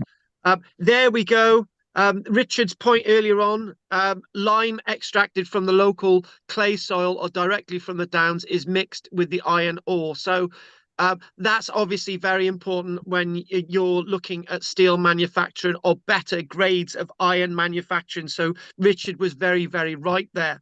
So charcoal, now one thing about charcoal, so obviously you've got easily access to coal as well, and coal is readily available to be found on the surface, but it's going to be supplemented, or or the charcoal supplements the coal, or the coal supplements the charcoal, but charcoal burning. So this is something that when we had a student from Swansea University, she went out to look at charcoal burning sites. And I think that was near Wentloog, wasn't it, Anne, or something? I can't remember where she went. Oh yeah, But it was Wentloog, yeah. yeah, Wentloog, exactly. So Wentloog Forest. Lots of evidence in the Wentloog landscape of charcoal burning platforms, and this is the thing. If you're going to need lots of charcoal in this process, a hell of a lot of charcoal, and when you use charcoal, it produces a higher temperature when burning, results for purer iron than can be obtained through burning wood. In fact, I've not actually thought about just burning wood to create iron. It's not something that I've thought of. It's either coal or charcoal. Anne, what's your point quickly? I just wondered if that's what introduced the graphite charcoal. No?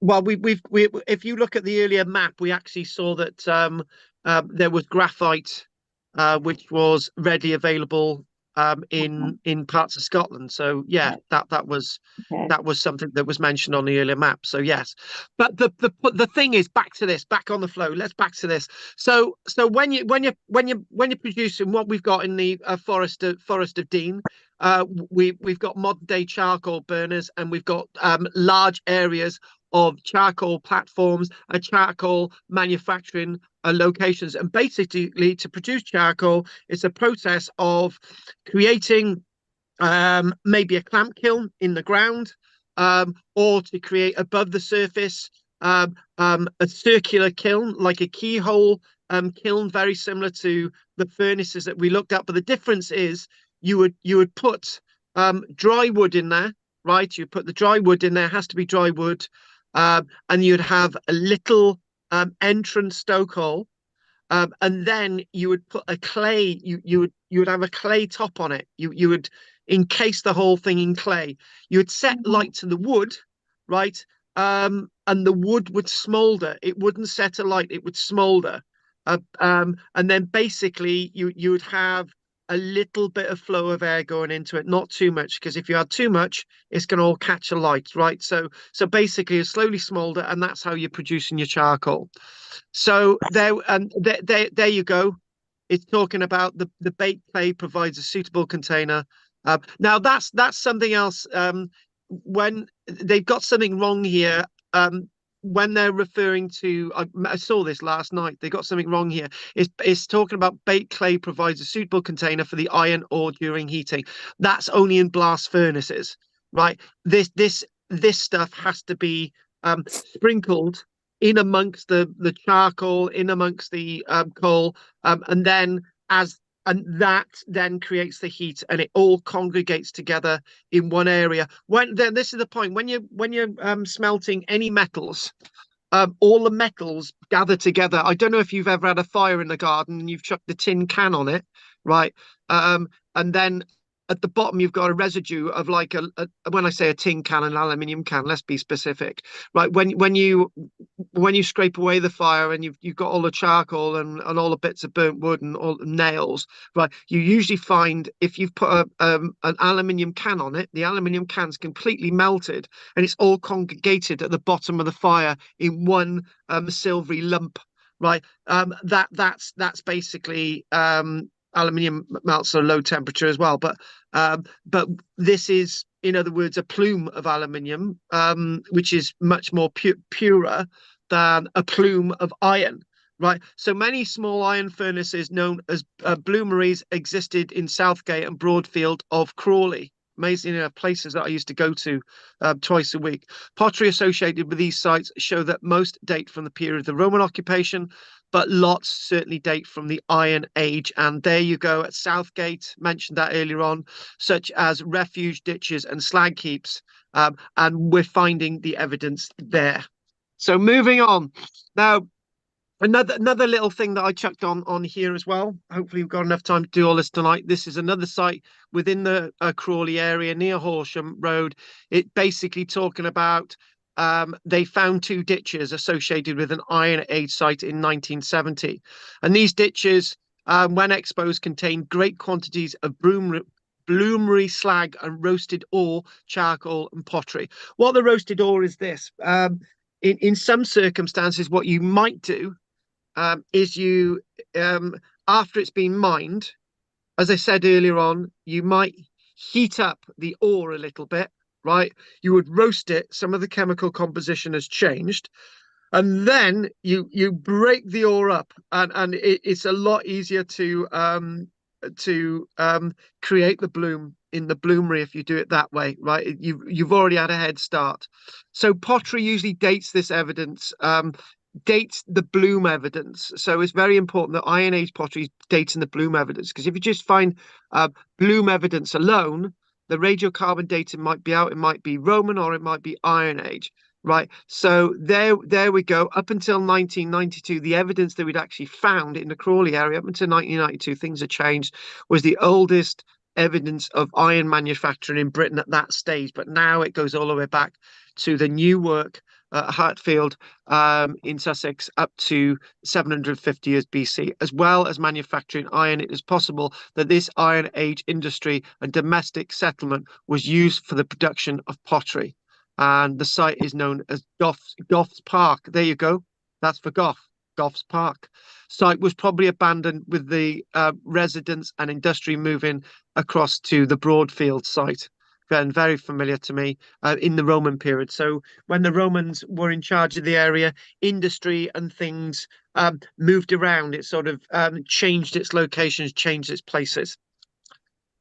So again, we've got another little one here. We'll just whip through this one. So again, it's discussing these dates. It's discussing the appearance of iron, tools or weapons. Although the amount of iron in circulation must always have been small, or was it not? Because when we look at the weapons and the ability to make carts and chariots and so on at the time of Julius Caesar's second invasion in 55 BC, there's a lot of iron about, and when it says small amounts of iron in circulation, when they say small, what do they exactly mean? Not surprisingly, given the Weald was a source of iron in subsequent periods, the first evidence of the smelting of iron can be found again with the Weald Forest Ridge associated with the borders between Sussex and modern day Kent. And there you've got, it's, and again, where you've got iron, you've got intensive use of settlements and settlement evidence, whether it's defended settlements, whether it's undefended settlements across this large landscape. And back to this little plan here, we've got lots of evidence of sites across this area of the south part of Sussex there and Chichester. So we've got lots of evidence, got occupation evidence, we've got mine evidence, and we've got kiln evidence and so on. So pottery and settlements. And again, this quickly here, again, this is associated, we'll go to the Welsh stuff in a minute.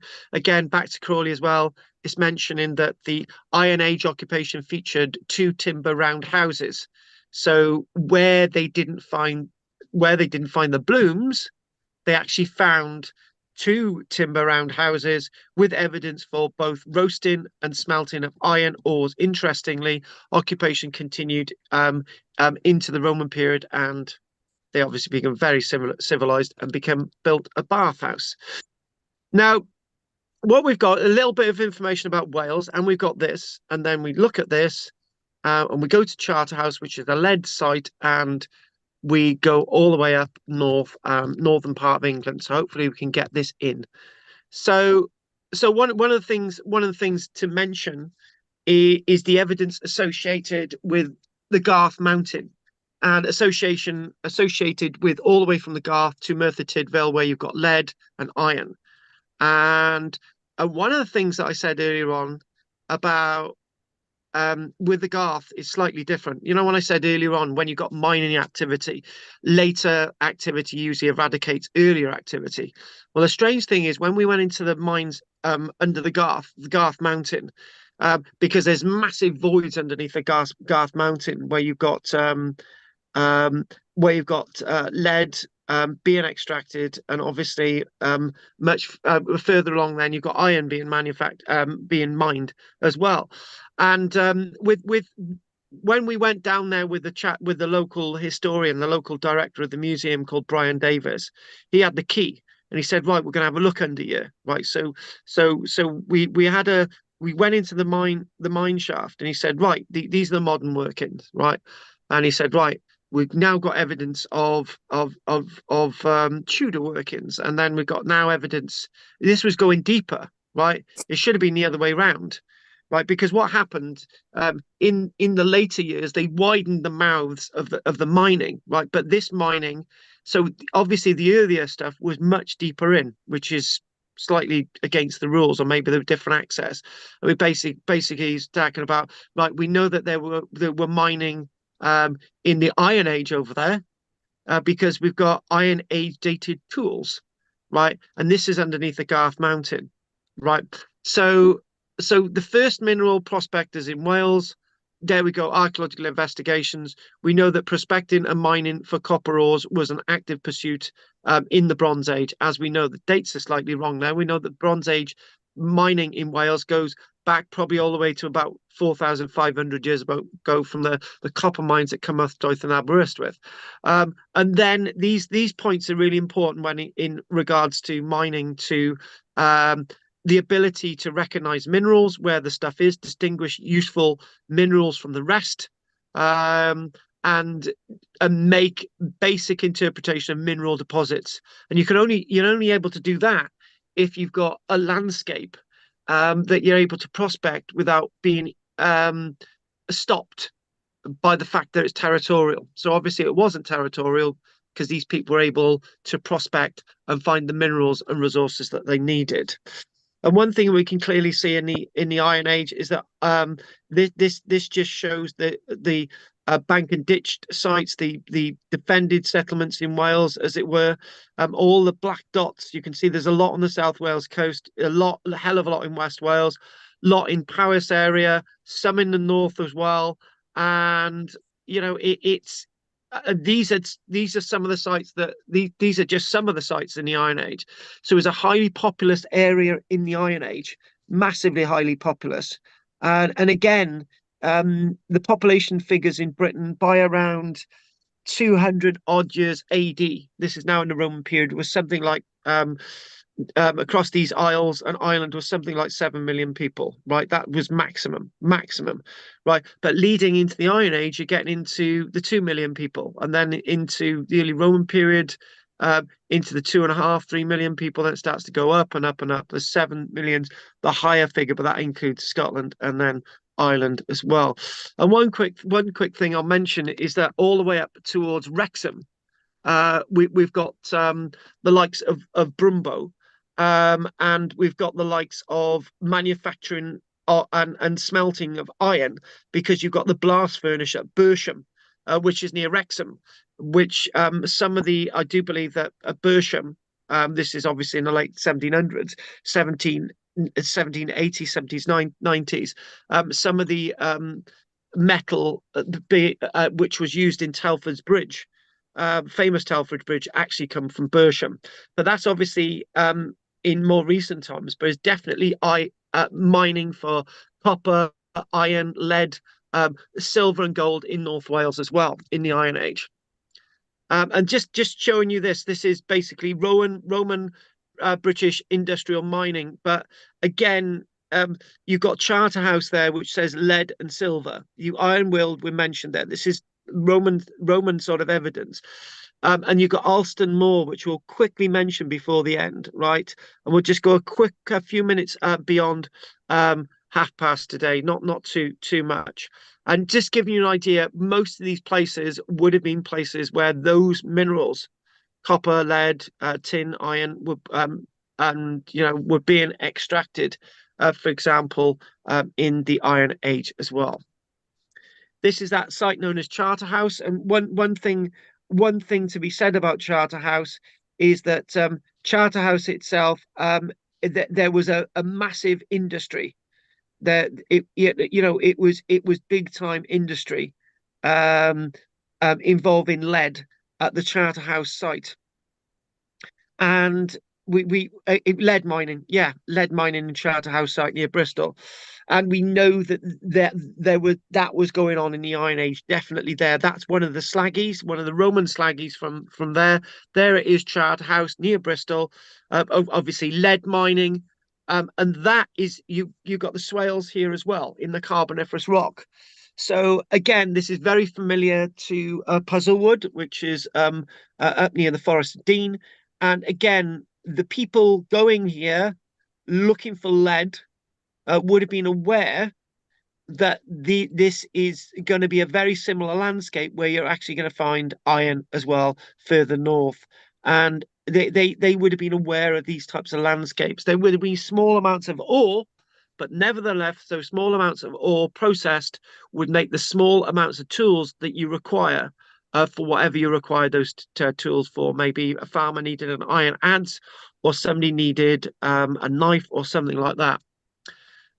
One thing as well is with Charterhouse, as the years go by, particularly in the medieval period, then leading it into the later period, the slag being produced was extremely toxic, and this is this is one of the landscapes that has the glassy black smelter slag, which is coming now from lead manufacturing. That is now coming into the likes of the Tudor period, going all into modern times. And but this is obviously reprocessing, processing, and processing again.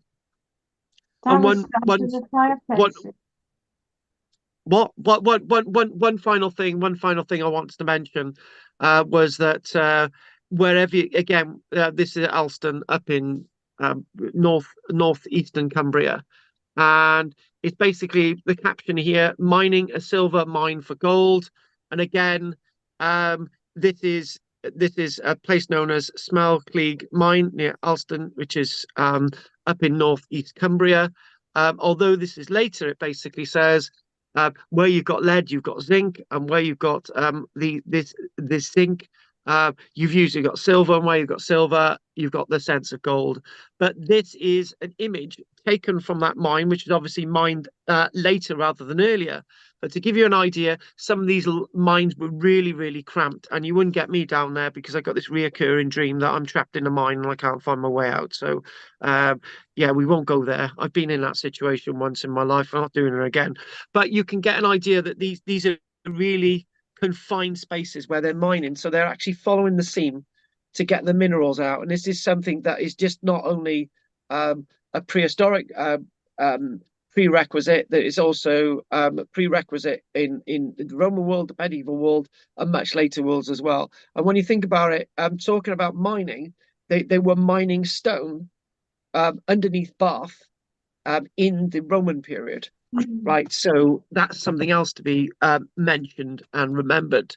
So the skills of mining, and this is basically the site known as Nendhead Mine, which is in the north. And finally, this is actually one thing that we don't show. And I'm just going to double check. There we go.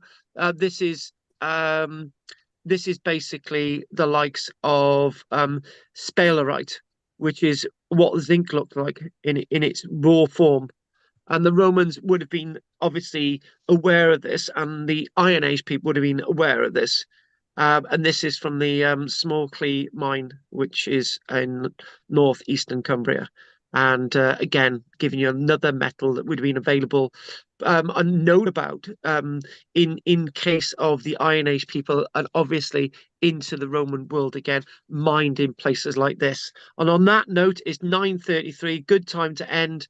And that's that for this week. So I just want to mention that tomorrow night we've got the new sort of 1 hour class, which is looking at various different bits of Welsh history and all those other bits and pieces from 7 o'clock tomorrow. And if anyone wants to join, that's a separate class, and that's £30 for the next month. So I know some of you will be joining that tomorrow, and again 7 o'clock tomorrow, Thursday, on Zoom. Right, and let's see if there's any questions of this tonight. Any questions from you, Goff? Yeah, I presume all this iron manufacturing and mining was also going on in Europe at the same time? Yes, it was. Yes, it was a lot earlier. And what we're talking about is that the Iron Age in Europe begins, particularly in the Mediterranean, roughly about 12,000 years BC. So roughly 400 years before us. So obviously the technology and the skills and the high level of manufacturing is already 400 years old before we start to think about it in our land. So do we know when it started in the Americas at all? now that is a very, very interesting point. Somebody's actually discussing that now. But when we look at America, we've got meteoric iron. We know that's available to all the Native American peoples, but they don't have the temperatures to be able to smelt that. They've got access to copper, they've got access to gold, and they've got access to silver in the Americas, but not iron. And it said, what interesting thing, it said that if the we think that this there might be something in this. The Japanese may have traded with the likes of the Aztec, right? The Japanese would have been some of the first people to have invented, um, you know, guns and gunpowder, right? We know that they had some of the first guns and gunpowder. If the conquistadors would have come across the Aztecs armed with a cannon, the Spanish would never have conquered Central American civilization. That would have come, and that would have been access again to iron, but that didn't happen. That's just what may have been. So they didn't have that technology, in other words, yet. It would have come via the Japanese, but the conquistadors got there before the Japanese. Okay. Okay, anything Thank from you. you? My pleasure, Goff. My pleasure. And obviously that place called Goff's in Crawley. Cool. Yeah, my Um, uncle. My uncle. Yeah, he was. that's your uncle, is it? Yeah, he was an iron maker. Yeah. Yeah. Yeah. Well done. Well done. Anything from you, Pat? Oh, thank you. Really enjoyed that. Thanks so much. Good. What about you, Dave? No. All right. No. Richard. Oh, really good. Very interesting. Good. And what Crawley, about you, Anne? neck of the woods. What's that? That's the interesting bit on Crawley. Yeah, Yeah. yeah. I mean, they got flint in the south as well. I don't know Yep.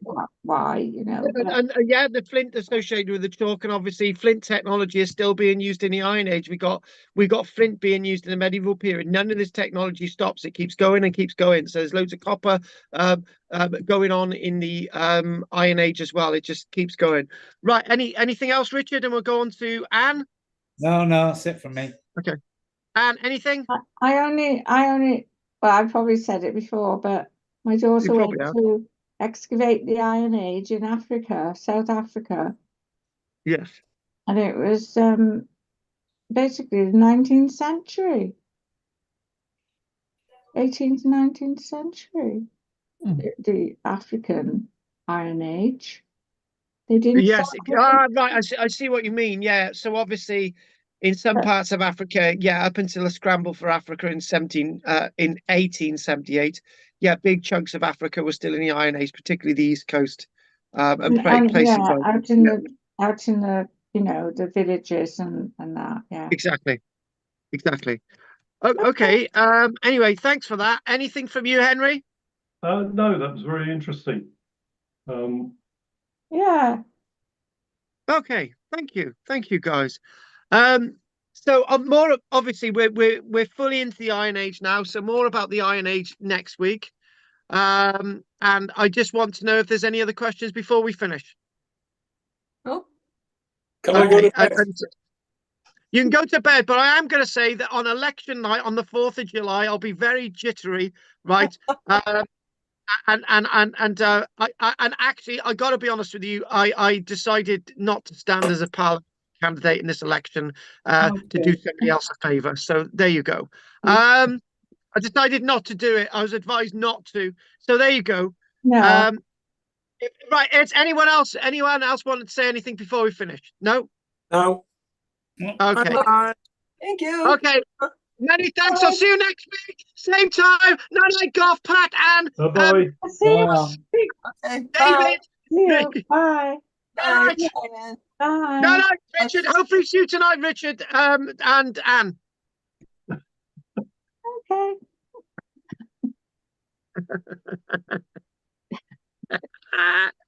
Good night. Don't let the bed bugs bite. Night, Anne. Night. Night.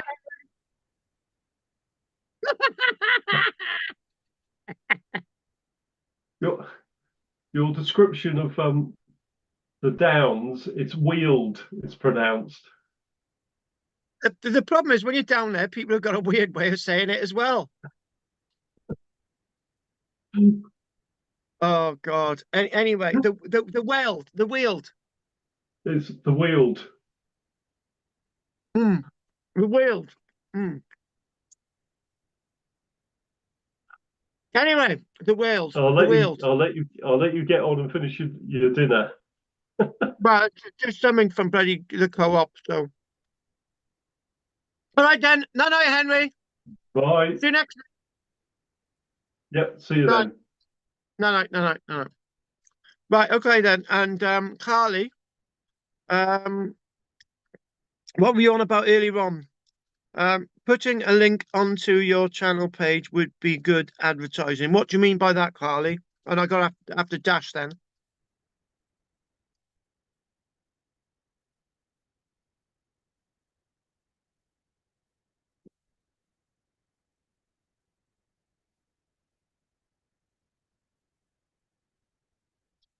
Carly, what do you mean?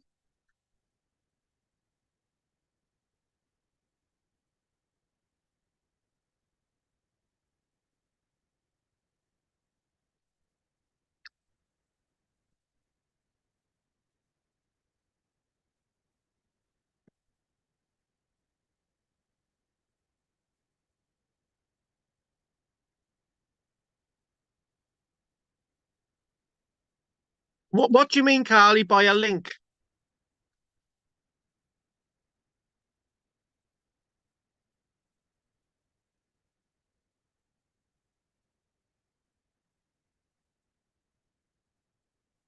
Na.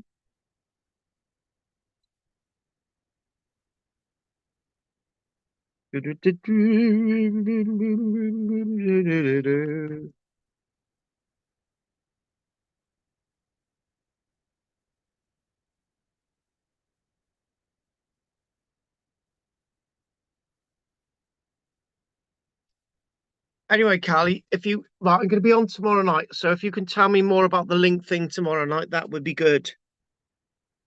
What do you mean, like put an actual link? What do you mean a link? A link to what? A link. A link. A link. A link.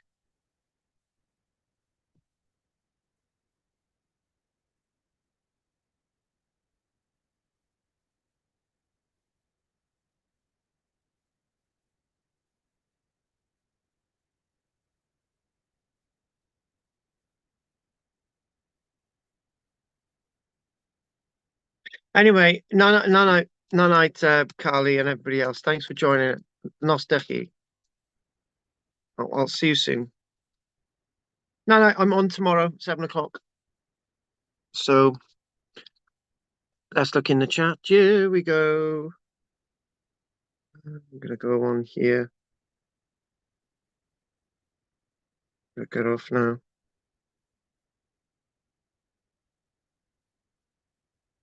Well, that's another one done. Here we go. And you are sexy and you fancy a date, give you my number. That's in the chat box. It says, Anne, you are sexy. From Gaylord Dave to everyone. Anne, you are sexy. From Gaylord Dave to everybody. And you fancy a date, give you my number. And you are sexy and you fancy a date, give you my number. Anyway, night, guys. See you tomorrow night. I'm here at 7 o'clock. We're doing Welsh history tomorrow. I've got to go. I'm going to do something quickly outside. Right, so who wrote this? And you are sexy and you fancy a date, give you my number. Anyway, night, folks. Don't forget to like and subscribe. Thank you very much for joining us. And I'm off. Night. Night.